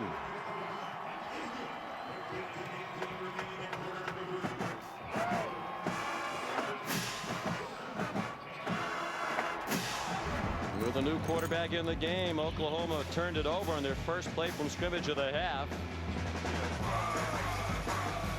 And then the Cowboys went 82 yards in 6 plays. Rowland scores his 2nd touchdown of the game from 15 yards. ABC College Football, presented by Kay Jewelers. Brought to you by Dr. Pepper 10, the manliest low-calorie soda in the history of mankind. And Nissan, premier partner of the Heisman Trophy. It's been 25 years since Oklahoma State's Barry Sanders won the Heisman Trophy in 1988. One of the great individual seasons in college football history. 2,628 yards rushing, 3,248 total yards, 39 total touchdowns, all of them college football records. And of course, this year's Heisman Trophy winner will be revealed next Saturday night, 8 o'clock Eastern Time, live on ESPN from New York. Jameis Winston, the favorite to win it. Oklahoma State up by a touchdown as Roy Finch returns the Kip Smith kickoff. And the tackle made at the 28-yard line. Sean, you made a great point about tempo. Tempo can cause confusion right here between number 19 Striker and number 42 Dominique Alexander. Now watch, you got two guys looking at each other, not knowing what's going on, and they're just going to run a little bit of a wheel route, and they're in man coverage. And if you make a mental mistake in man coverage, oftentimes you're penalized with 6 points. The tempo caught him off guard. They did not communicate. I got him, you got him. Everybody gets somebody, and nobody did, and you got a touchdown. Oklahoma State wins. It wins the Big 12 title, and they're off to the Fiesta Bowl in all likelihood, the Tostitos Fiesta Bowl. Very slim chance they could play in the national championship game. Kendall Thompson still the quarterback, and Ryan Simmons took him down on his first carry of the game. And if you're just joining us, Trevor Knight played the first half and was very effective in the running game. Ran for 47 yards, averaged more than 4 yards per carry. But he got injured late in the half. Blake Bell is available, cleared from his concussion to play. Much more experienced quarterback, but they're going with the sophomore Thompson from just down the road in Moore, Oklahoma. And his pass could not be handled by Sterling Shepard, the son of late Derek Shepard, former standout player. Blake Bell coming in to maybe get something down the field. Going to go to the 2 quarterback system. This is a difficult circumstance for a quarterback to come in on 3rd and 9 and he'll go make a play. And there's Blake Bell, who started 8 games this year. 4 receivers, 3 to his left. Good man coverage. Oklahoma State feels like athlete for athlete. They're better.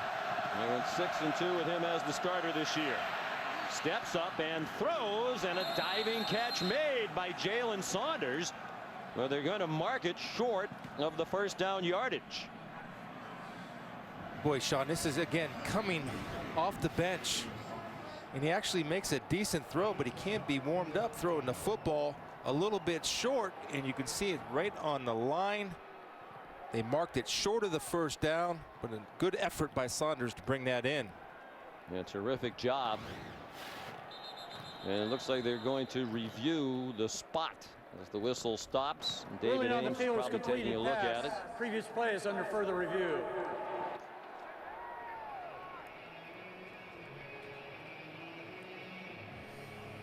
Saunders immediately questioned the spot, and it did look like it wasn't favorable for Bob Stoops and the Sooners, but the question is, and it's so hard to judge where you move the ball, if you decide, okay, it wasn't a great spot, do you give him the first down?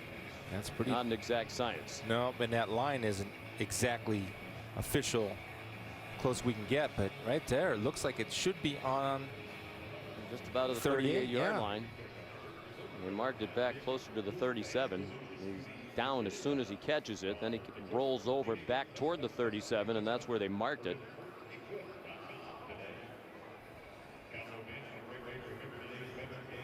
Yeah, they marked it back where he finished after the roll.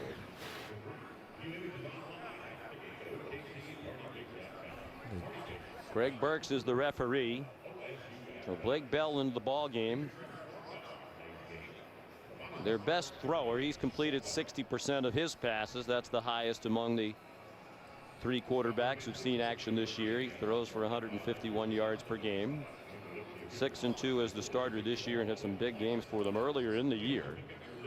It was surprising to me, Chris, that they went to Thompson instead of Bell to start the half, given the dramatic difference in the experience level, especially in a game of this magnitude. But I think they like the running plan they had. After further review, the ruling on the field stands. 4th down. It's just so hard, even with the replay. It didn't look like a good spot, but where do you put the ball? Right. Exactly. And just to go back to your point, you're right. They like the running plan and the option game that Kendall Thompson brings to it, but you're going to move into this ball game. If that's not effective, then you have to go with Bell and start tossing the ball around the yard to give yourself a chance. Punts to Josh Stewart. Fair catch signal. Cowboys get away from it. Down at the 26. Some question if it hit a Sooner prior to Bester downing it. 39-yard punt. Tonight on ABC, Jameis Winston and the top-ranked Florida State Seminoles had to secure their spot in the BCS National Championship game with a win over 20th-ranked Duke. The Dr. Pepper ACC Championship game tonight, 8 Eastern, 5 Pacific on ABC. And here's this week's Heismanology. Joe Tessitore's poll of ESPN folks, including Chris and me, who have Heisman Trophy ballots, and here's how they stacked up this week. Winston just ahead of Jordan Lynch, but Lynch's chances took a big hit last night in Northern Illinois' loss in the MAC title game, the Bowling Green. Braxton Miller making a run, and I want to see A.J. McCarron up there. Screen to Jeremy Smith, and he swung down at the 30 by Julian Wilson. Well, I think Winston's going to win it in a runaway. But to me, the guy who ought to be up there in every ballot is Andre Williams of Boston College. Not to diminish his teammates, but you talk about a guy who everybody in the stadium knew he was going to get the ball in just about every play, and he still put up ridiculous numbers. He had a remarkable season as a running back for BC. Really did. That pass incomplete, intended for Tracy Moore. He and Chelf still can't get on the same page. Quentin Hayes broke it up. Nice job by Quentin Hayes, played man-to-man on Tracy Moore. And again, the discipline not to hang on the receiver, but to get that right hand to knock it away. And Sean, he's been late and behind to Tracy Moore for the 3rd time today, because he's actually open if he puts it out in front. Moore doesn't have a catch. Second leading receiver coming in. The Sooner blitz. And the pass incomplete. Nowhere near Charlie Moore. Zach Sanchez had the coverage. That's a miscommunication between Charlie Moore. As you see him, I don't know if he got pulled up. Like or treating it like a cramp, which would be the first ever in -9-degree temperature. But that was obvious miscommunication, or if he pulled up because of the cramp. Kip Smith on to punt. Fair catch signal made by Jalen Saunders at the 21-yard line. 49-yard punt and no return.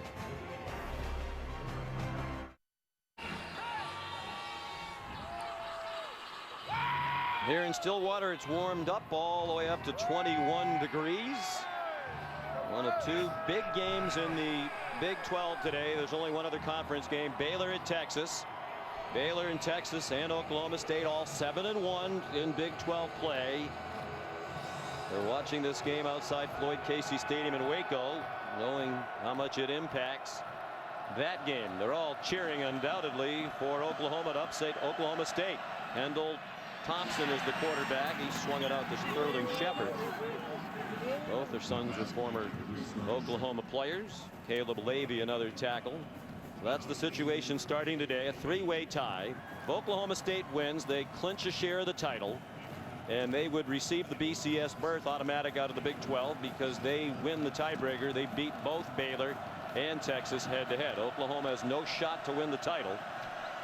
But don't say that they have a chance to be a spoiler. Bob Stoops said that is the lowest form of motivation a competitor can have. They have a lot of other things to play for beyond spoiler. Thompson taken down for a loss. Back at the 19. Jimmy Bean made the tackle. Yeah, Jimmy Bean takes a shot right here on Kendall Thompson, and again it's the zone read, and Kendall Thompson really nowhere to go. He was a bad decision if he gave the ball or if he kept it, because Oklahoma State defense executed that with discipline and understanding of what they were trying to be attacked with. There's a redshirt sophomore, Kendall Thompson, the son of Charles Thompson. Corey Thompson, his dad, played quarterback in the late 1980s at OU. And the lefty fires, and it's incomplete. Jazz Reynolds didn't really extend for that throw. And it'll be a 3-and-out with Kevin Peterson, who once committed, as we mentioned earlier, to Bob Stoops in coverage. Peterson changed his mind when a couple of the Sooner coaches who recruited him left, most notably Brent Venables, who left to go to Clemson to become the defensive coordinator with the Tigers. Josh Stewart back for the punt from Jed Barnett. High and a fair catch made. Both punters doing a nice job on this cold day. 41-yard kick and no return. Help Us Beat Cancer. The V Foundation awards 100% of direct donations and net proceeds of events to fund cancer research. Log on to www.jimmyv.org or call 1-800-4JIMMY-V to donate. Of course, it was founded in 1993, announced by Jim Valvano at the ESPY Awards in that speech that no one who heard it will ever forget. And a great legacy for a great man. Tremendous amount of money for research. Desmond Rowland ahead for 2. I know how much it touches your heart. You lost your first wife, Stephanie, to cancer, and you and she, with the help of so many, have raised so much money for cancer research.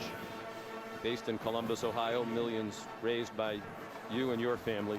14 million over 4 years, 5 years, 14 years, excuse me. 4 million over 4 years. I don't even know. It just is incredible because I get a little shaken up talking about it. But just no, that's all right. The support has been wonderful as Rowland takes off down the field. Chased by Alexander and taken down by Colvin, who deserves credit. He is playing with a very sore shoulder, but wasn't going to miss his last Bedlam game. Figures to be a very high draft choice. Might have been easy to sit out and make sure he heals himself up, but no way he was going to come out. Again, they're struggling to line up on defense as Oklahoma State snaps the ball. And Rowland runs to the 42. They've used a timeout on defense early in each half. And several times here lately, Chris, they're not lined up as Oklahoma State has upped the tempo. And that's good coaching and recognition by the press box of the Oklahoma State coaches, seeing that they're struggling getting their signals in. So you go tempo and you have half the Sooners looking over the sidelines for the call. Oklahoma State leading by 7. Jeremy Smith powers inside the 40, down just short of the first down. Chuka and Dulaway another tackle. Plays called by Mike Yursich, we mentioned earlier. First-year offensive coordinator, and he came to Oklahoma State from Shippensburg. Unlikely path. Mike Gundy literally scoured just about every level of football before he settled on the offensive coordinator that he wanted. On 3rd and 2, Smith lowers the shoulder and has the first down. There is a flag down to the offensive backfield. He says first down, but Smith didn't see the flag. Number 67 offense, 10-yard penalty, 3rd down. What a huge penalty on Brandon Garrett. Yeah, wipes out the first down. It did, and almost had to hold the guy because they were getting penetration on Brandon, which forced the ball to bounce outside. See right here, Brandon Garrett, number 67. So Dulaway gets away again with a nice rip and good clothesline tackle by Garrett. Good call by the officials. Sometimes it gets missed inside there with the big fellas. Now 3rd and 12. Sooners showing blitz.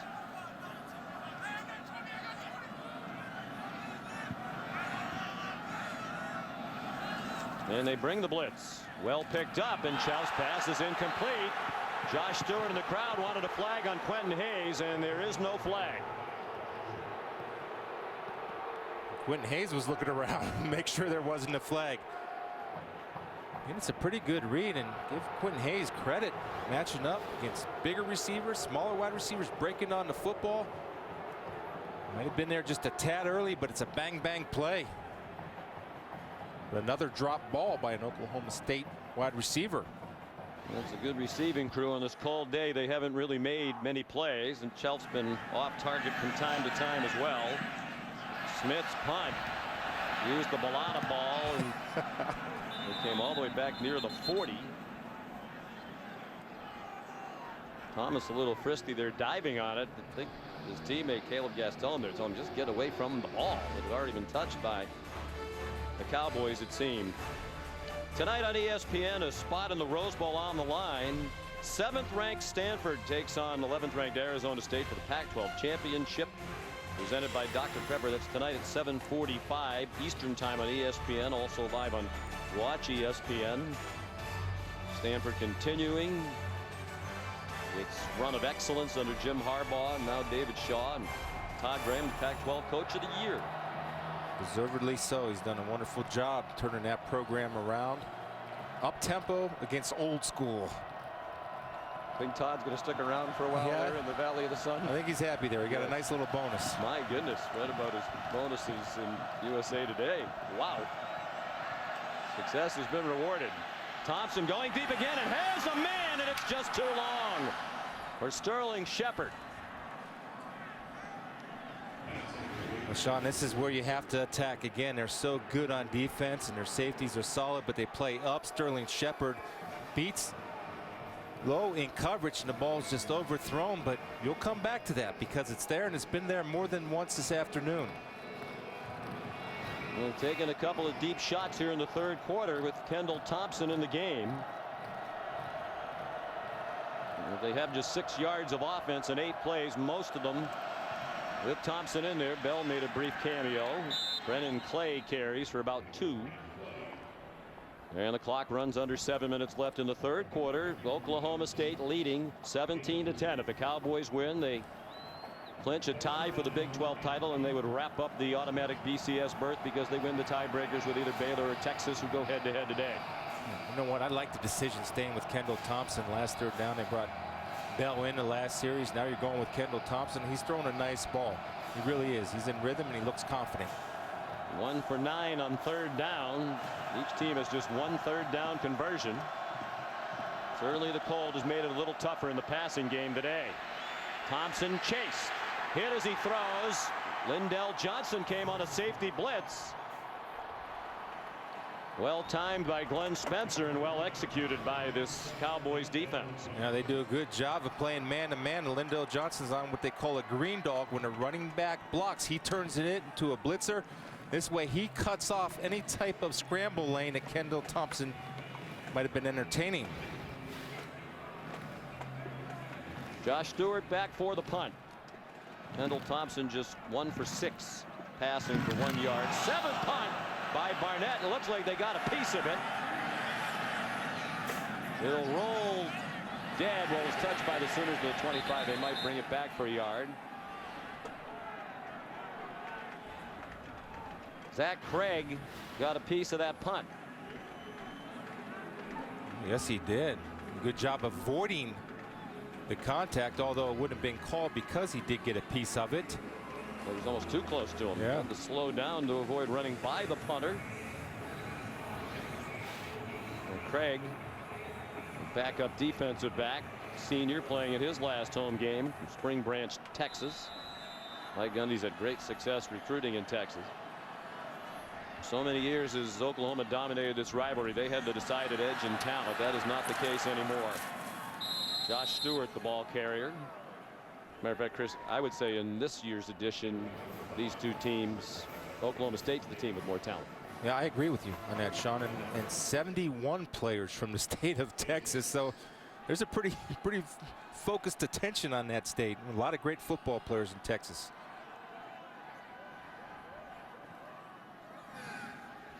Clint Chelf throwing deep, and it is caught. Nice catch by Josh Stewart.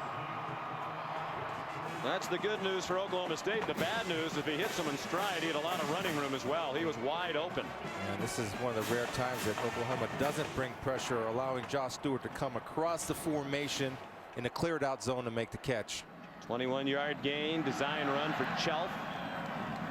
Yanked down by Frank Shannon at the Oklahoma 44-yard line. Concentration, eyes on the football, understanding it's going to be hard hitting that ground, but maintains control of the football to keep the chains moving for the Cowboys.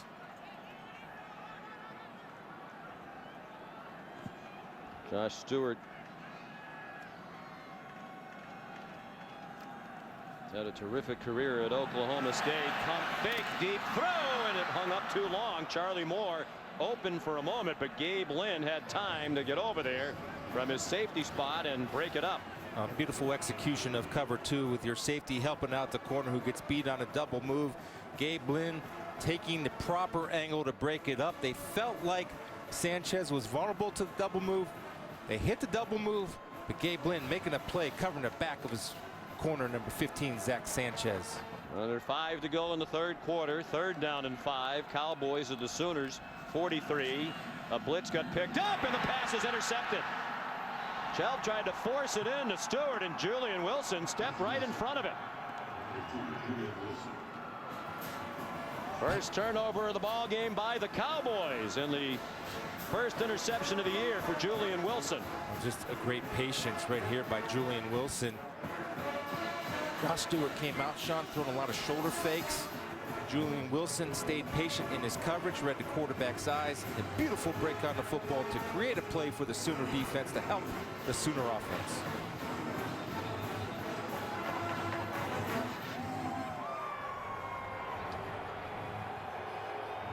Each team with one turnover. Both turnovers have happened here in the third quarter. An interception for each team. Oklahoma defense been very solid all season long, 13th in the country in total defense. One of the criticisms has been not many takeaways. They have 19 now. This their 12th game of the year. Kendall Thompson throws to an open receiver and a first down. First catch of the year for Brandon Green, ordinarily a blocking tight end, but he was open and he got to the 44 of the Cowboys. Now this is what I'm talking about. Just a couple series, Thompson starting to get a rhythm, and right there's a frozen rope literally to Green. He's looking more confident, and the coaches are calling a confident game for Kendall Thompson. Sean, they're letting him throw the ball, and they're setting something up now. You can go deep, or they come back to that little option game that worked so well in the first half.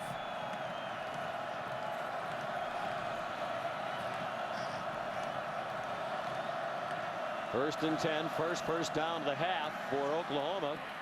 Thompson throwing again too high over the head of LaColton Bester. Here's Robert Flores.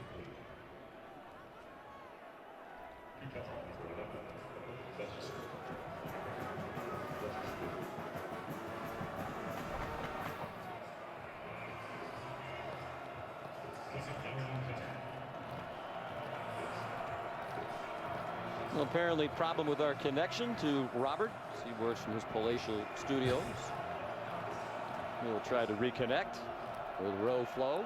Second and 10 from the 44. Oklahoma down by a touchdown. Reverse.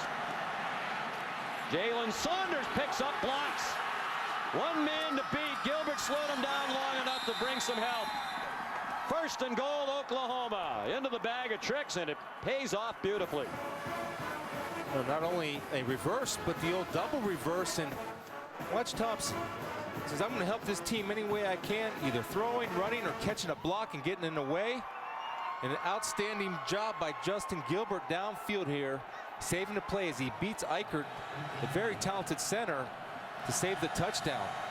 But a great call with the double reverse for Josh Heupel, who's dialed in. 37 yards on that play. Big day for Saunders, who had the punt return for a touchdown. Thompson throws it away wisely. He was under duress as soon as he turned. Lindell Johnson's been a very effective blitzer today for Oklahoma State, was the man applying the pressure.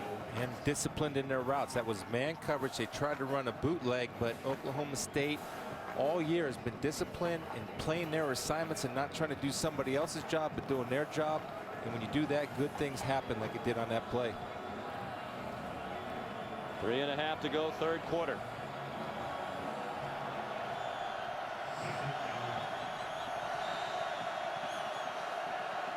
Second and goal, just inside the 8, and Clay pads popping as he ran into Caleb Levy. Well, this is how you fill a hole, with attitude and determination. And it helps when you don't get blocked, but he comes in with his head up, his eyes up, and wrapping up. Watch his head. See that? He keeps his head up and does a great job of sealing the deal. He's instinctive. What he lacks in speed, he makes up in instincts, which helps that speed, and he gets to where he's supposed to be on time. Blake Bell back in at quarterback now. Will it be a power run? He is flushed immediately. Got away from James Castleman. Throws! Touchdown! Did he have it long enough? No! Brandon Green had it, but then it got popped away by Daquan Lowe. You wonder if Green was a little nonchalant at the end of that catch. Looking down to make sure his feet were in bounds, Chris, and he didn't really tuck the ball away. You're exactly right, Sean. He's looking to see his feet, and I give credit to Lowe for not giving up on the play and knocking it out of there. If he would have saw Lowe coming instead of looking down where his feet would have been, then he would be able to secure that football and brace himself for the hit. Clearly never had possession. Huge play, and those are the kind of plays that win or lose rivalry games. For the second time in this game, Oklahoma gets inside the 10, kicked the field goal last time. Now it's a fake, and it is a touchdown. Grant Bothan, the holder, threw it to the kicker, Michael Honeycutt. They weren't content to drive inside the 10 and kick another field goal. They want to tie it up. And those are the kind of plays that decide rivalry games. Take a bow, Coach Stoops. I love the call. And you're trusting your kicker. Your holder's going to throw a touchdown pass to your kicker. I bet you that won't be said again today. And we asked Bob Stoops the other day, what's this rivalry like? Oh, it's just like every other in-state rivalry game. I don't really think he believes that in his heart. And not with that call. What a great call and executed by the holder and the kicker. Would it be football players, guys? Touchdown. Previous play is under further review. We're going to review it. Make sure Honeycutt had it. He took a pretty good shot at 176 pounds. And they want to make sure he had possession, got into the end zone. You play man-to-man in the fake, but oftentimes when you play man-to-man, it's definitely a catch. Nobody has the kicker, and he is across the goal line before the ball comes loose, and all you have to do is cross the plane of the goal line with possession of the football to get the touchdown. And the thrower is behind the line of scrimmage, which was the 8, so that's not even close either. So it's a legal forward pass. That's a catch. Took several steps with it in the end zone, no doubt. Touchdown, Caleb Levy with the hit, but it was too late. Sean, you play man-to-man in this situation, and again, sometimes you're vulnerable because you don't account for the kicker. And Boston, number 84, delivers a nice throw. That's not an easy throw to make if you're a holder and he throws it on the run. I don't know why this replay review is taking so long. In the passers behind the line of scrimmage, it's a catch. He's well into the end zone. After further review, the ruling on the field is confirmed. Touchdown. Yep. Good job by David Ames in the replay booth. Goes as an 8-yard touchdown pass. The holder, Bothan, the sophomore, to Honeycutt. Semifinalist for the Lou Gross Award. Now he has to clear his head and focus on this extra point to tie the game. I doubt he's been hit that hard very often. Missed only one extra point all year. Well, it's called Bedlam, and it's turning into just that again. Tied at 17 late in the third quarter. Time for today's Good Hands Play, brought to you by Allstate. Well, they get him in man-to-man, Sean, and it's normally the case in field goals. They take two guys, take the tight end. Nobody accounts for the kicker. And the result is Honeycutt is going to get his touchdown catch on a beautifully thrown ball by Bothan, number 84, the holder. And I love Honeycutt holding on to that football, even though he's taking a shot from 45 Levy. And look at the hands of Honeycutt. Adjusting those hips. Finishing. I can't wait to our next meeting with Bob Stoops. Coach, tell us about your kicker. Well, he's great hands. Yep, there you go. And he's tough. 176-pounder. Absorbing the hit. His kickoff went out of bounds. Kick out of bounds. Kicking team. So that'll take a little shine off his grade. First down. Hey, I'm a touchdown scorer. I'm not a kickoff man. He's turning into a diva wide receiver already. Yes, he is. Next thing you know, have a neck roll under whatever that little handkerchief is around his neck. Let's see what the response is for Oklahoma State. Now remember, when Oklahoma State goes tempo, there's been a communication problem on the Oklahoma defense. And also, Oklahoma State had success in the first half, pounding that football right up the middle.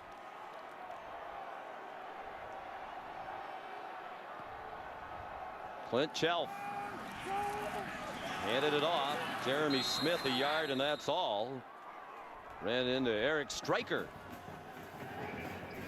who was coming in a little hot. Yes, he was, Stryker. He was coming in hot, and he's been a good football player, an undersized linebacker.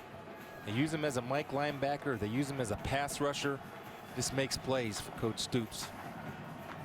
The Oklahoma drive that tied it, 7 plays, 60 yards, the fake field goal. Set up by the interception by Julian Wilson. 2nd and 9. Chelsea thrown for just 132. They stick with the ground game. Desmond Rowland comes up about 3 short of the first down. Tackled by Dominique Alexander. We're under 2 minutes to go in the 3rd quarter. They've been awful on 3rd down conversions today. 1 of 9. They're in a manageable 3rd down. And Josh Stewart, number 5, is the guy they've been looking to, working one-on-ones on these crucial 3rd downs. Also, they like the little jet sweep with him. Stewart has 4 catches. Neither of the Moors have a catch. Stewart's very close on that action. Looks like they're going to mark him just shy of the 45, and the yellow line doesn't matter. They needed to get right to that 45-yard line. They're a half-yard short. And Mike Gundy sends the punting team out. Oh, great stop and a huge play. Defense rises up and gets it 3 and out. And this is the part of the field where, if you're so inclined, the Cowboys, you could dig into your bag of tricks. You also don't want to make a huge error late in the 3rd quarter with the Big 12 championship on the line for your team. Sooners are playing punt safe. They're expecting that also. They didn't have enough men on the field. They ran a man on late. Offense, 5-yard penalty, 4th down. Rather than burn the timeout, they just take the 5-yard penalty.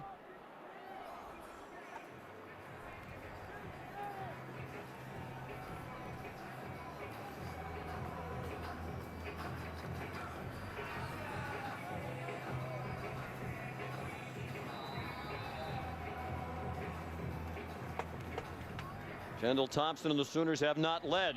Remember, we mentioned earlier when they won last year in overtime against the Cowboys in Norman, they didn't lead until they won the game on the game-winning touchdown in overtime. Saunders the fair catch of the 25. Here's Robert Flores. All right, Sean, you had a little gadget play in your game. How about in the Conference USA Championship game on ESPN2 between Rice and Marshall? Luke Turner, the flip to Derek Dillard. And Rice looking for their first outright conference title since 1957, leading 34-17 on ESPN2. Some great stories all around college football. All these schools with the really smart guys like Rice and Stanford and Duke prospering. Blake Bell back on the field. Thompson a spectator for the moment. You just tuned in. Trevor Knight, starting quarterback, hasn't played in the 2nd half with an undisclosed injury. It looked like a hand injury suffered late in the 1st half. Brennan Clay on what might be the final play of the 3rd quarter. Got it to the 28. There was a zone read, and we talked about that. Blake Bell is not as better running the called quarterback runs, but he's certainly capable of running the zone read. Looks like it's going to be the end of the quarter. They are starting to head to the other end of the field.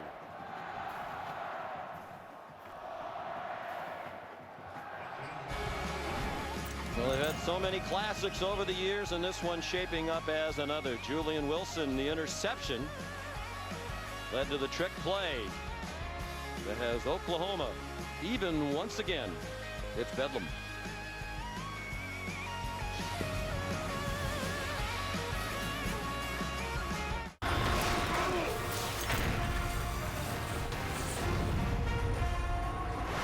We welcome you back to ESPN on ABC College Football, presented by Kay Jewelers from Boone Pickens Stadium in Stillwater, Oklahoma. 108th meeting between the Sooners and the Cowboys, tied at 17 as we go to the 4th. 2nd and 7 for the Sooners, who have not led in this game. Blake Bell, one of 3 quarterbacks to play today for the Sooners, in the pistol formation ahead of Brennan Clay. Clay breaks the tackle behind the line and runs for a 1st down. Tackled down low by Ryan Simmons and hit up high by Lindell Johnson. This is what inspires offensive linemen and your teammates in rivalry games. Bedlam, when you run like this, where you're determined, where one guy will not bring you down, you're going to fight and punch. and do whatever you have to do to get an extra yard. And that gets that sidelines fired up over there, and the offensive linemen get fired up when you got a running back running with that type of passion. 9-yard gain. They stick with Bell, their starter through most of the year. Sterling Shepard again, a missed tackle behind the line of scrimmage, and that turns into an 8-yard gain. Daquan Lowe made the stop at the 45-yard line. Some people might be asking why they're going to 2 quarterbacks. Well, they have packages that both quarterbacks use and do better, and they might feel like against the defense that Oklahoma State's putting out on the field, Blake Bell's package can attack that defense with more efficiency. And plus, he's the veteran. Bring him out there and see what he can do. Trevor Knight won the starting job in the preseason. Started the first couple of games, but then he suffered a knee injury. Bell started the next 8. Then he left with a concussion. Knight returned to start their last ball game, and Knight again today before he left with an injury. First down for Brennan Clay to the 48-yard line.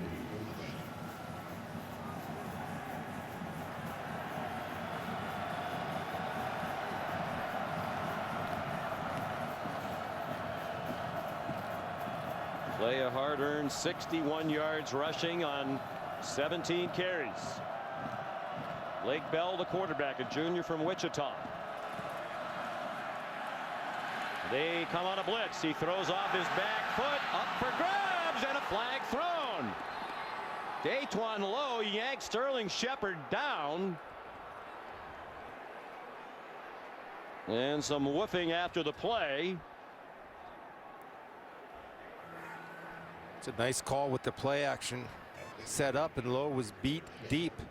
Does not know where the ball is. Pass interference. Number 8, defense. 15-yard penalty, first down. So he makes the decision rather than getting beat deep. Wow. For a touchdown, I'll go ahead and clothesline him or get the pass interference and not take any chances of it being 6 and just take the 15-yard penalty. In the college game, it is 15 yards from the line of scrimmage. They're creeping into the edge of field goal range here for Honeycutt, one of the best kickers in the country. Pistol now for Bell again. Oklahoma State crowds the line. A win in Oklahoma State clinches a share of the Big 12 title in a BCS bowl game. Right now they're in jeopardy of falling behind for the first time today as Clay runs for 5 more to the 32-yard line, and the clock will run under 13 minutes to go. Sean, I want to give credit to number 72, Derek Farniok, getting his first start. Had a heck of a block right there, pushing the Oklahoma State defensive lineman into the pile and knocking them downfield. Outstanding job for the young man getting his first start. And without their starting left tackle, Tyrus Thompson, and without their left guard, Adam Shedd. They've still rushed for 161 yards today. Clay couldn't find the hole, and he's yanked down right at the line of scrimmage. Sam Wren, backup defensive lineman. And here is a huge third down, and which side will convert on a third down? They're combined 2 for 21. Oklahoma's 1 for 11. Who can win man-to-man coverage? Knowing Coach Spencer, he's going to play man. Be surprised if he doesn't bring pressure. Right on the edge of field goal range. 50 is about the extent to which Bob Stoops and his staff has said they'd try one with Honeycutt. There's the matchup right there. Bell throws in the flat. Looks like a first down. Saunders, well, where are they going to mark that? Looked like he got to the yellow line again, but they're marking it appears a little short, and the line judge, David Oliver, signaling 4th down.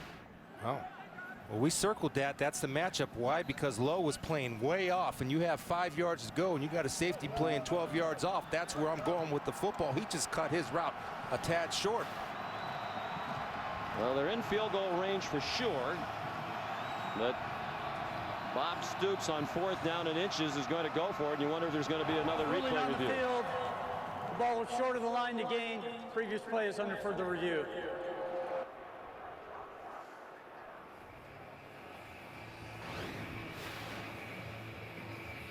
You see the yellow line is right along the 27-yard line. And it looks like when he extends the ball, he's well inside that 27-yard hash mark. but on the field they've marked him short of the 27-yard line. Similar replay review earlier on a catch made by Saunders when it looked like he got right to the line to make. They marked him a yard short, reviewed it, but then decided they couldn't move the ball. Well, his knee's down right there, and that ball really isn't to the 27.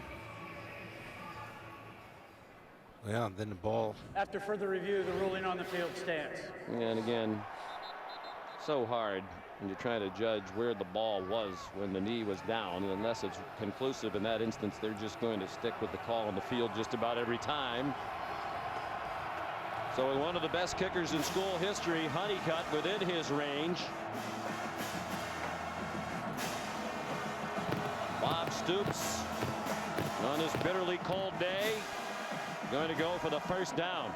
I like the call by Coach Stoops. It would be a long field goal. It would be almost 45 yards. Bell out of the pistol with Brennan Clay behind him. Long count. They didn't jump. Clay has the first down inside the 27-yard line. Didn't get it by a lot, but got what he needed. Sean Lewis, the tackle. And another first down for Oklahoma. Trust is something you have in a running back that you know is going to get that yard. He gave him the ball because he trusts him to fight and claw for every yard he can get. I think Oklahoma should just skip third down and go right to fourth down. They're 3 for 3 on fourth down today. Third down hasn't worked out so well. 1 for 12 on third downs. Yeah, that would qualify, I think, as not so well. From just inside the 27. Bell again. Cowboys creeping up near the line. Bell wrapped up, got rid of it. That ball didn't go across the line of scrimmage. Gundy saying to the referee, Greg Burks, that should be grounding. Tyler Johnson had a hold of Bell. You see the strength of 252 pounds and 6'6" will allow you, as Tyler Johnson's coming off the edge, getting depth and trying to take the big fella down, but Bell keeps his composure and is able to throw it away out of bounds. And I don't know if you can determine, Coach Spencer was trying to help the officials out with a little flag motion, but I don't know if you can determine whether that ball is thrown away on purpose because he has a guy hanging all over his body. And Brennan Clay was underneath it, even though it sailed well over his head. Bell 3 out of 5 passing off the bench, and there's a timeout called by Oklahoma just before the snap, so that leaves the Sooners with just one with 10:46 to go. Tied at 17 at Dandy and Stillwater.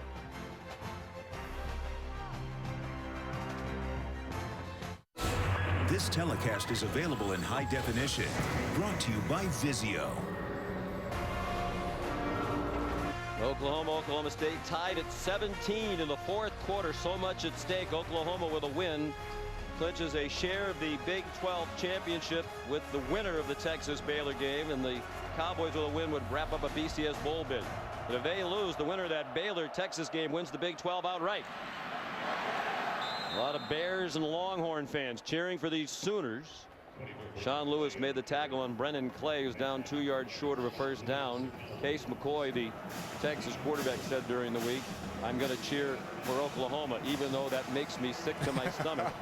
That's the beautiful thing about college football. And here's the matchup. They got Saunders in the slot, working on low.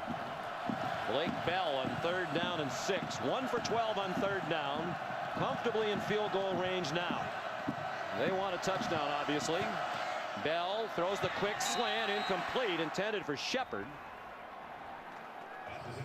And with 6 yards to go, Bob Stoops isn't going to go for this fourth down. Honeycutt comes on.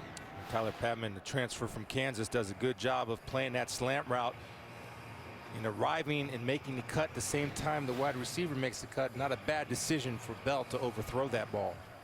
Patman graduated from Kansas, had a year of eligibility left. He's been a huge lift to this secondary in his 1 year in Stillwater. Honeycutt now for the first lead of the day for Oklahoma.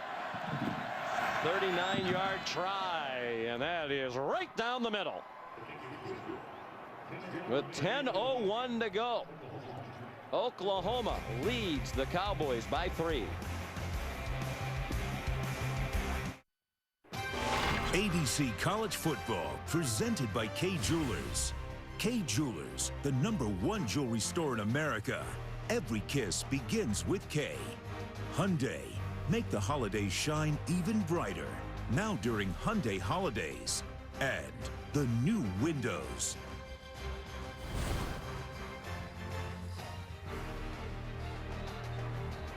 Back at Boone Pickens Stadium, Oklahoma leading by 3 tonight on ESPN. A spot on the Rose Bowl on the line. Stanford trying to go back. Takes on 11th ranked Arizona State for the Pac-12 championship, presented by Dr. Pepper tonight at 7:45 on ESPN. Also live on Watch ESPN.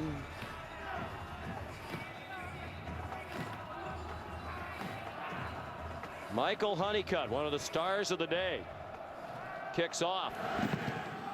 He's kicked 2 field goals. He's scored a touchdown. He squibs one down the field. Picked up by Desmond Rowland. Good return. Right up the near numbers. Brought it out to the 36. Here's our Pacific Life game summary with under 10 minutes to go and Oklahoma leading by 3. Trevor Knight started, played the first half, injured late in the half during a long drive that resulted in a field goal.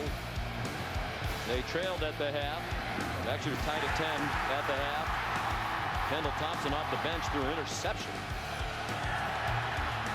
Oklahoma, a big field goal. That touchdown pass from the holder, Grant Bachman, to Honeycutt, tied the game, and now Honeycutt, a field goal, has given them their first lead. Shelf zips one. Tracy Moore still doesn't have a catch. Got an assist and a good defensive play by the umpire right there. And Shelf is a rhythm passer, Sean, and he hasn't been in rhythm all day. You look at it. For the day, Oklahoma State has only thrown for 135 yards, and for this offense to be clicking, it has to operate at a better efficiency than that. They had 2 long scoring drives, and that's about it. A 99-yard drive for their first touchdown. They went 82 for the other. The inability to convert on 3rd down has really hurt them on their other possessions. Jawan Seals got to the 44, a little bit short of it. And it's 3rd down and a long 2.5. Telp hasn't been able to get into a rhythm all day. This would be a good time to find one. Has plenty of time. Zips one deep down the field, and the flag is thrown. As Stewart turned back toward the ball, Quentin Hayes had his back turned, didn't know it was coming, and got tangled up with the intended receiver. Interference. Defense, number 10, 15-yard penalty, first down. You can see right there, Quentin Hayes does get there in time, and I tell you, I think he would have been okay if right now he looks back for the ball just a little late, and you see that left hand get there early. A good call by the officials on the double move going down the field. No question about the call, no argument from the Oklahoma sideline. And you know that ball being underthrown actually caused that pass interference. If that ball was well thrown over the top, it's either touchdown or incomplete. Stewart on the jet sweep, dumped at the line of scrimmage. Charles Tapper. Koenig got handled by Tapper, and Tapper said, if I'm not going to make the tackle with my hands, I'll use the butt of the offensive tackle and throw him into Stewart, and exactly what he did.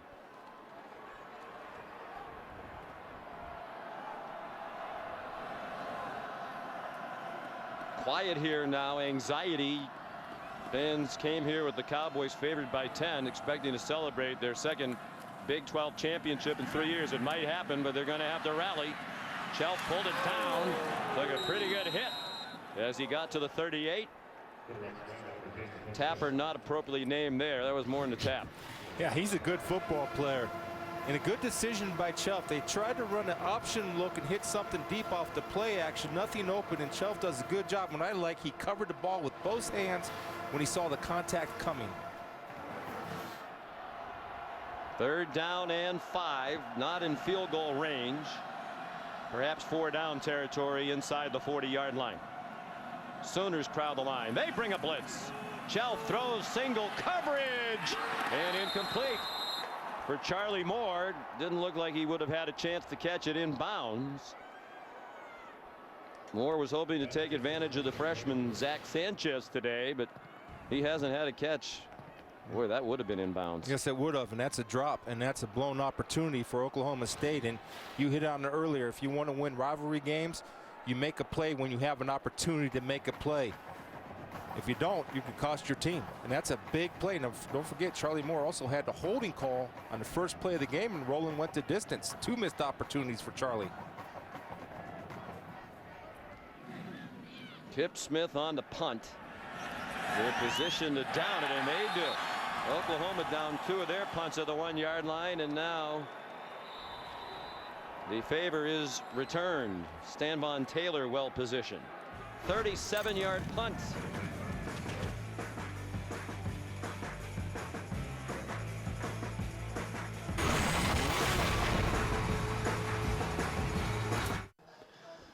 Tonight on ABC, it is the Dr. Pepper ACC Championship game. That's at 8 o'clock. Top-ranked Florida State against number 20 Duke. Duke's due. They've lost all 18 meetings against Florida State, and none of them decided by fewer than 19 points. But this might be the year. A great year for Duke football. The school record in wins, longest winning streak since 1941. And really upset the BCS National Championship game picture with an upset of the Seminoles tonight in Charlotte.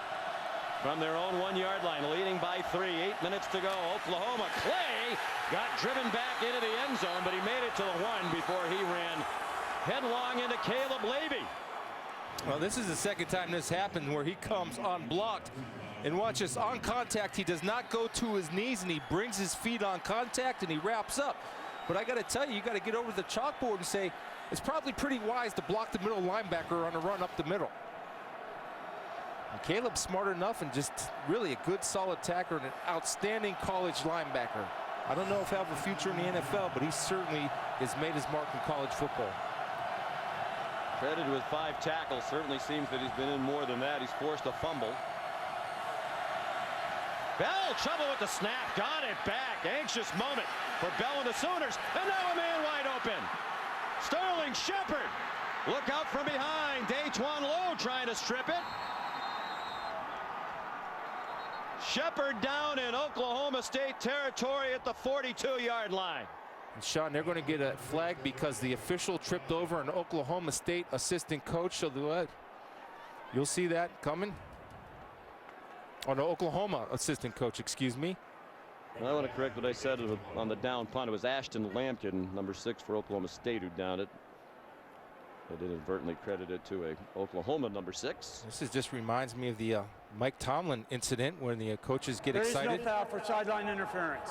Why not? First down, Oklahoma. Well, the official on the far sideline, you can see it live during the play. He took a tumble. Wow, talk about from a near disaster, Chris, to a huge play, 57 yards. And you see, keep your eye on the top of the screen. Oh, they're in the white area. Yeah. All right, play ball. In a game like this, they didn't want something like that to be a factor, and you can understand. I mean, it wasn't intentional.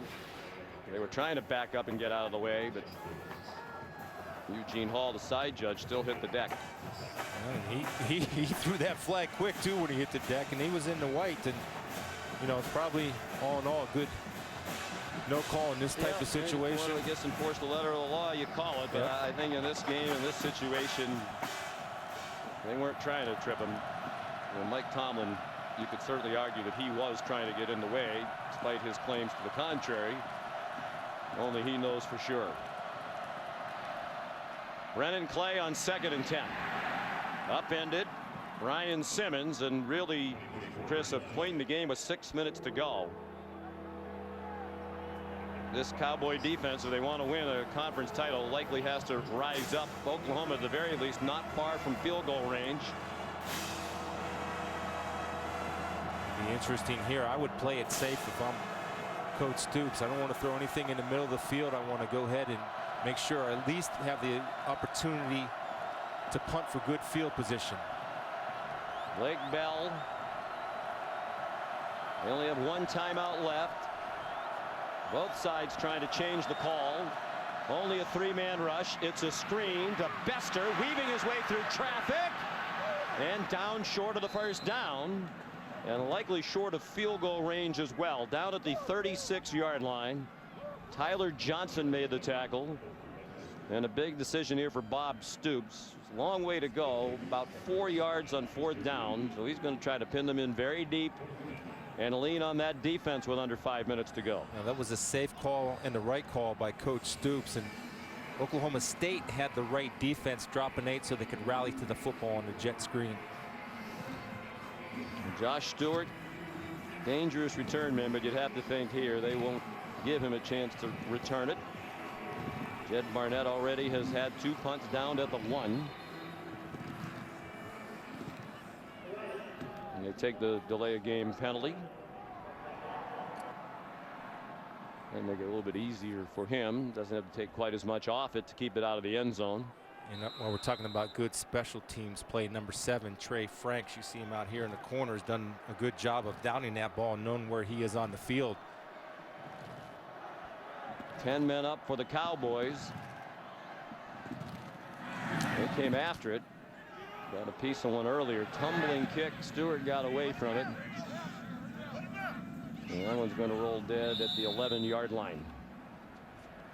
Roy Finch down there to down it. A lot of interested people watching this one, particular Baylor and Texas fans. Oklahoma leads by 3.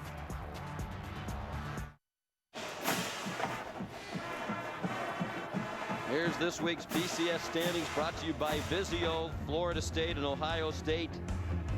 Each with conference championship games tonight, 1 and 2. The consensus seems to be if they each win, they're each going to be in the championship game. Auburn, Alabama, Missouri, and this Oklahoma State team hoping for a stumble. It'll be a long shot for the Cowboys to get there.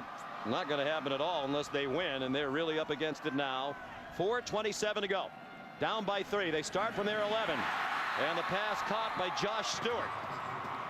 Out to the 25. Even with 4:22 to go, they're going very quickly to the line. A 14-yard gain. For the Cowboy offense, it's been a case of no more. No catches by Tracy Moore or Charlie Moore. 2 of their best receivers who had combined for 72 catches coming in. They've each had a drop or 2.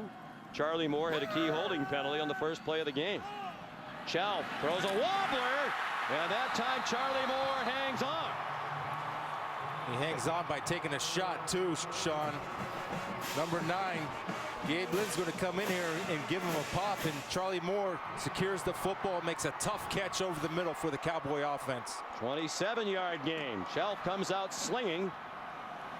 And he's 2 for 2. Look to throw the swing wide open. There's Tracy Moore.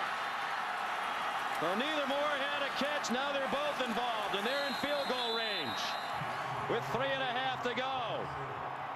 They worked on the true freshman Dominique Alexander on the swing route. Dominique chased after the swing, and Tracy Moore, with just a little bit delay, snuck across the middle, the area where number 42 Alexander vacated. Stewart, Charlie Moore, Tracy Moore. 14, 27, 21. Chalf again. Man open. Caught by Tracy Moore.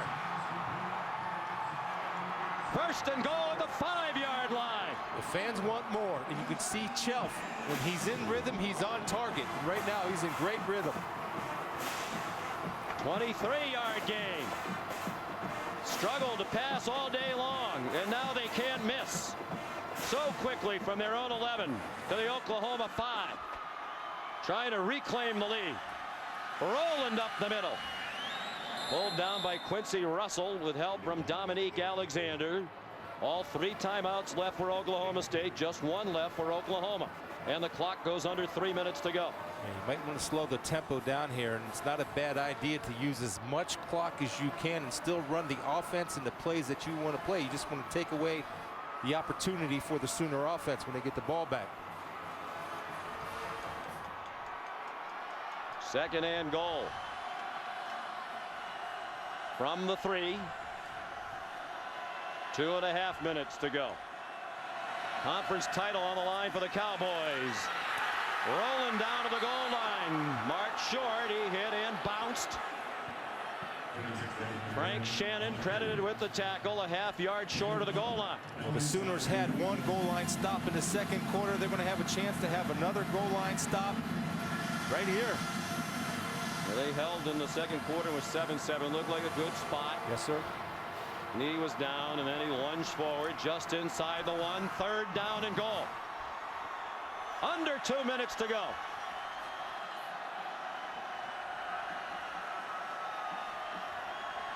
Sooners up at the line. Touchdown, Des Roland.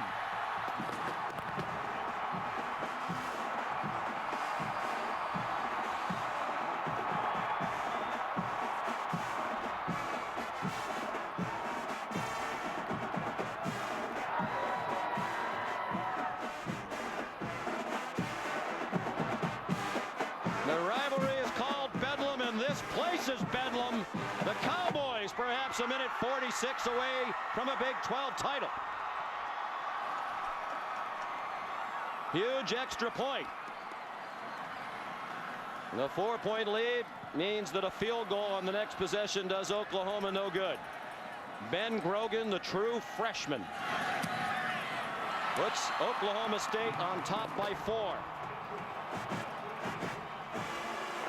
They went 89 yards in just 2 minutes and 40 seconds. Really showing the form, Chris, of the Oklahoma State explosive passing teams of recent years. A pass game that's been dormant almost all day.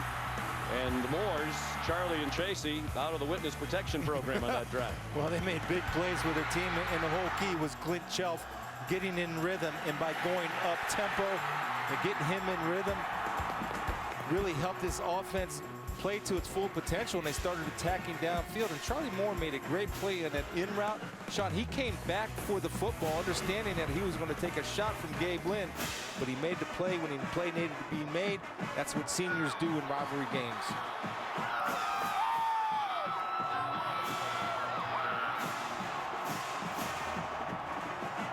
'89 yards, 7 plays. Roland has scored all 3 Cowboy touchdowns. Chelf was 4 for 4 for 84 of those 89 yards.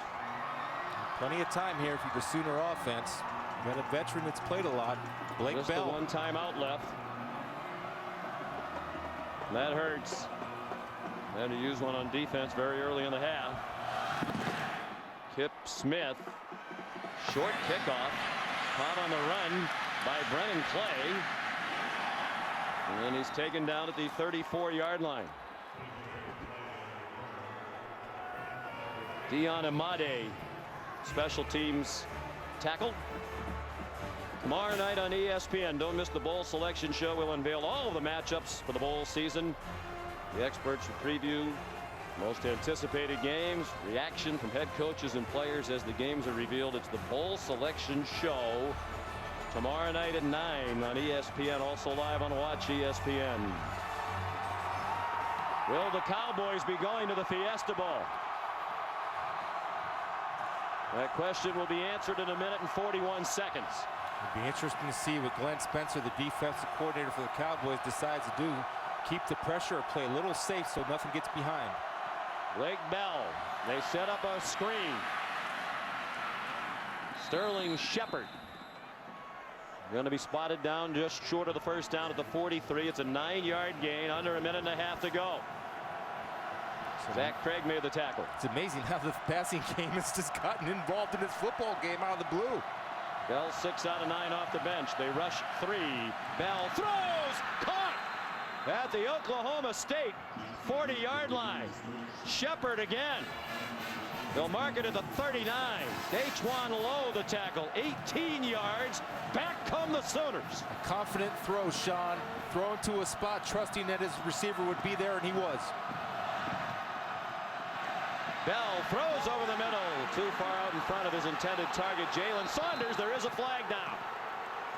He was gesturing that Zach Craig had a hold of him, and the official on the far side of the field agrees. Well, Jalen Saunders can work some moves in the slot, and that's tough duty for safety Zach Craig to line up over top. Pass interference, defense, first down.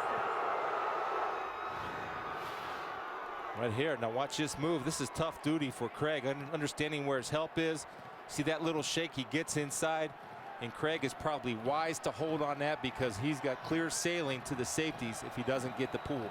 Good call. And the official on the far sideline had a very good angle of the jersey yank. Bell out of the gun. Throws single coverage for Bester. Jump ball! And it is intercepted! And ruled incomplete now. Gilbert had it and couldn't hang on. Well, I don't know if I want to attack the best corner in the country in one-on-one coverage, and Josh Gilbert has the ball secured, and give credit to Bester. They're going to review that, certainly. Let's see. Did he have possession of the ball? I mean, he seems to have it in his arm. Is he down? Well, they don't review it. Bell takes the snap, launches toward the end zone. And it's incomplete out of the back of the end zone, intended for Jazz Reynolds. Oklahoma snapped the ball so fast, even if David Ames wanted to stop it in the replay booth, he didn't do it quickly enough. Nice heads-up play by the Oklahoma sidelines, understanding that could have turned the other way, and they run right to it. Now you know why they call it Bedlam. That's what it has turned into here, especially in the final moments. 49 seconds to go. 3rd and 10. Field goal really does them no good. Down by 4 and only 1 timeout left. Cowboys are dropping 8. And rush 3. Bell all kinds of time. Very close to the line as he throws for Jalen Saunders, who has a first down. At the 17-yard line, they'll stop the clock to move the chains. Good awareness by Bell of understanding where he's on the field and understanding where his receivers are, reading the progression on the run. Bell throws, single coverage, end zone, incomplete. Looking for Jazz Reynolds. Tyler Patman had the coverage. Well, the line of scrimmage on the previous play, the 30-yard line. And yes, good awareness. He's behind the line.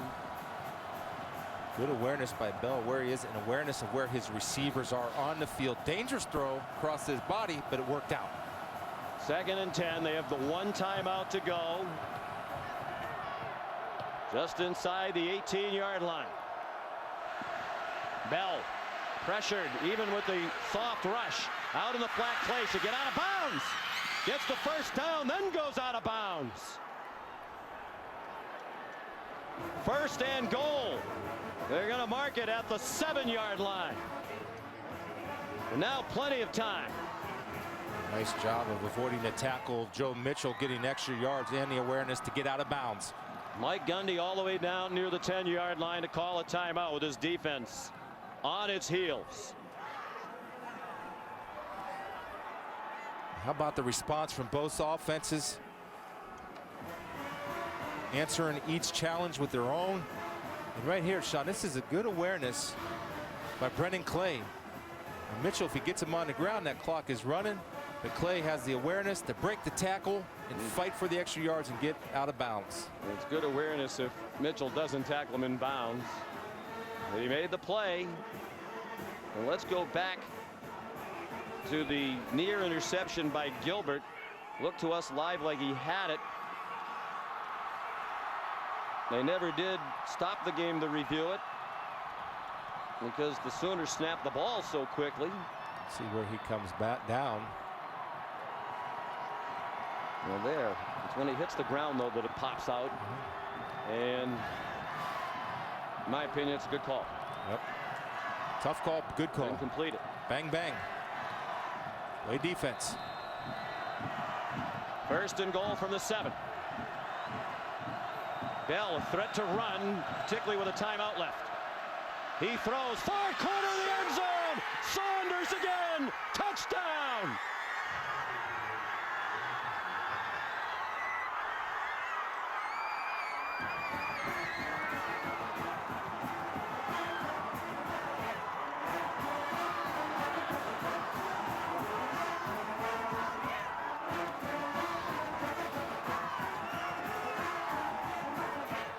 Definitely a catch.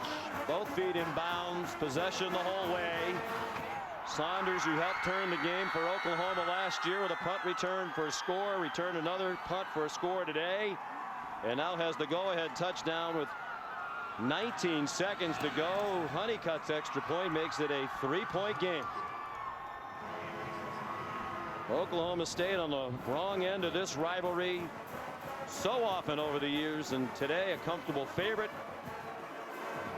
on the verge of losing again. Well, how about Blake Bell throwing it to the back pylon? It's all set up. We have double slants. What that does is hopefully you knock off defenders and you run to the back flag. This is a timing route all the way. Saunders does a good job of pushing inside on Johnson. The ball's thrown to the back flag, perfectly timed, well executed. Saunders secures the catch, getting both feet in bounds. Blake Bell leading his team down the field for the game-winning drive, executing under pressure. He was 5 out of 8 on the drive for 57 yards. When you talk about how crazy games can be, particularly rivalry games, I mean, Blake Bell seemed to be the logical choice to start the second half. He started 8 games this year. Bob Stoops went to Kendall Thompson at quarterback, who played in 1 game all year and thrown 4 passes. But at crunch time, Bell took them 66 yards in 8 plays. Just a minute 27 to do it. Credit both offenses for delivering down the stretch. Nick Hodgson kicks off, squibs it, gets a nice bounce for the Cowboys. And it's returned by Teddy Johnson. You have 2 timeouts to work with. You can work the ball into the middle of the field, and you want to get yourself in position so that Chelf has enough room, enough arm strength to throw the Hail Mary into the end zone. And a field goal would get them to overtime. Ben Grogan has a long this season of 41. That includes one he kicked today. He had 1 other 41-yarder. Just 2 for 5 beyond 40 yards, though. Chelf, 4-man rush. They got close, and he throws incomplete. Had to get rid of it. 3 seconds come off the clock. Stryker and Tapper among those applying the pressure. Mike Stoops is playing man-to-man with safety deep. He trusts his guys to make plays. Aggressive till the end.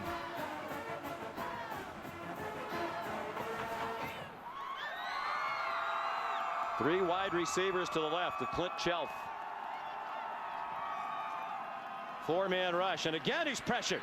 Killing valuable time. Tapper takes him down back at the 31. 2 seconds to go. 1. And a timeout called by Oklahoma State. Well, somebody that stepped up and is making plays all day is your defensive end, Tapper. Now watch the separation he'll create with his inside right arm, then uses speed to get around the corner. See that push? He creates a separation with that sleeved arm and has the speed and agility to finish. Chelf. That is the first official sack of the game for either team from Tapper, the sophomore from Baltimore, Maryland. His team leading total now 5.5 sacks. And it's going to take a miracle if Oklahoma State is going to win the share of the Big 12 title. Gentleman in the hat on the right of your picture just went out of the screens. Joe Castiglione, the Oklahoma athletic director, does such a great job. And we said before the game, hey, if we win today, we're alive for a possible at-large BCS berth. They can't win the Big 12, but at 10-2, they're certainly in the conversation, particularly with Northern Illinois losing last month. Yeah, they are. Really a great win and 10-win season again, but a good lesson to be learned for young players at Blake Bell as you get ready to run. Never gave up. Trevor Knight was the starter, stayed in the game, and here you go. Now it's going to take a miracle of 70 yards for Chelf. They rush 4. They'll try to lateral it around the field. Seals, Stewart, rolling. They're going the wrong way. It's over the head of Chelf.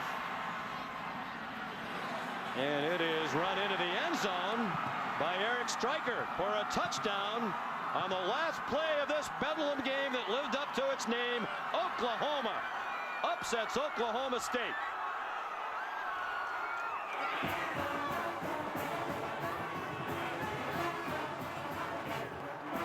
Sooners said they weren't playing to be spoilers. This game means much more than that, and they had much more than that to play for. But they do deprive their in-state rival of any chance now at the Big 12 title. The winner of the Baylor-Texas game will be the Big 12 champion outright and get the automatic berth into the Tostitos Fiesta Bowl. Here's Shannon Spake. All right, Coach, let's get this straight. You come into the second half without your starting quarterback. You throw an interception. You go for a fake field goal. What were the emotions like in the last 2 quarters? Well, I'm really proud of the players. They hung in there with all the injuries. Now we lose our quarterback. Blake Bell came in, was fabulous. Kendall Thompson did a nice job. Kids just kept fighting, you know, and we got a few breaks. Tell me about that last drive with Bell and Saunders, watching that kind of take place.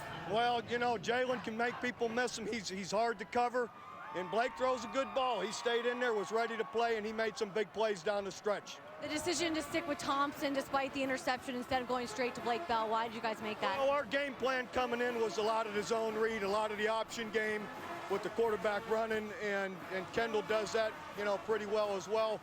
So that was the reason. Thanks, Coach. We'll let you get to your celebration. Jalen Saunders, what back-to-back big plays in this Bedlam game? When they called your name and you knew the ball was coming to you in the end zone, what goes through your mind? You know, just keep your composure. You know what you got to do. You know, stay disciplined in your route. I saw you having some fun with the fans behind the bench. Can you just describe what this Bedlam game is like for you guys? You know, there's a lot, trash talking going on with the fans and us, but I felt like that helped us, whatnot, get the game going, whatnot. So it was an excellent job by our team today. When you caught the ball and you knew that you got the touchdown, what do you think? Another big game, another big play? Man, I was just real happy to catch the ball, just knowing I just won the game for us. All right, well, we'll let him get to the celebration. We're going to try to get some more players down here in just a bit. Big game. We have Blake Bell and Michael Honeycutt down here. Well, okay, so they come into the second half, and you know that your starting quarterback is out, but you know that you have the ability to win this game. What was the second half like for you guys? Well, I mean, originally coming out, I was just trying to get warm and loose, and knowing my time is coming, then I was going to be ready for it.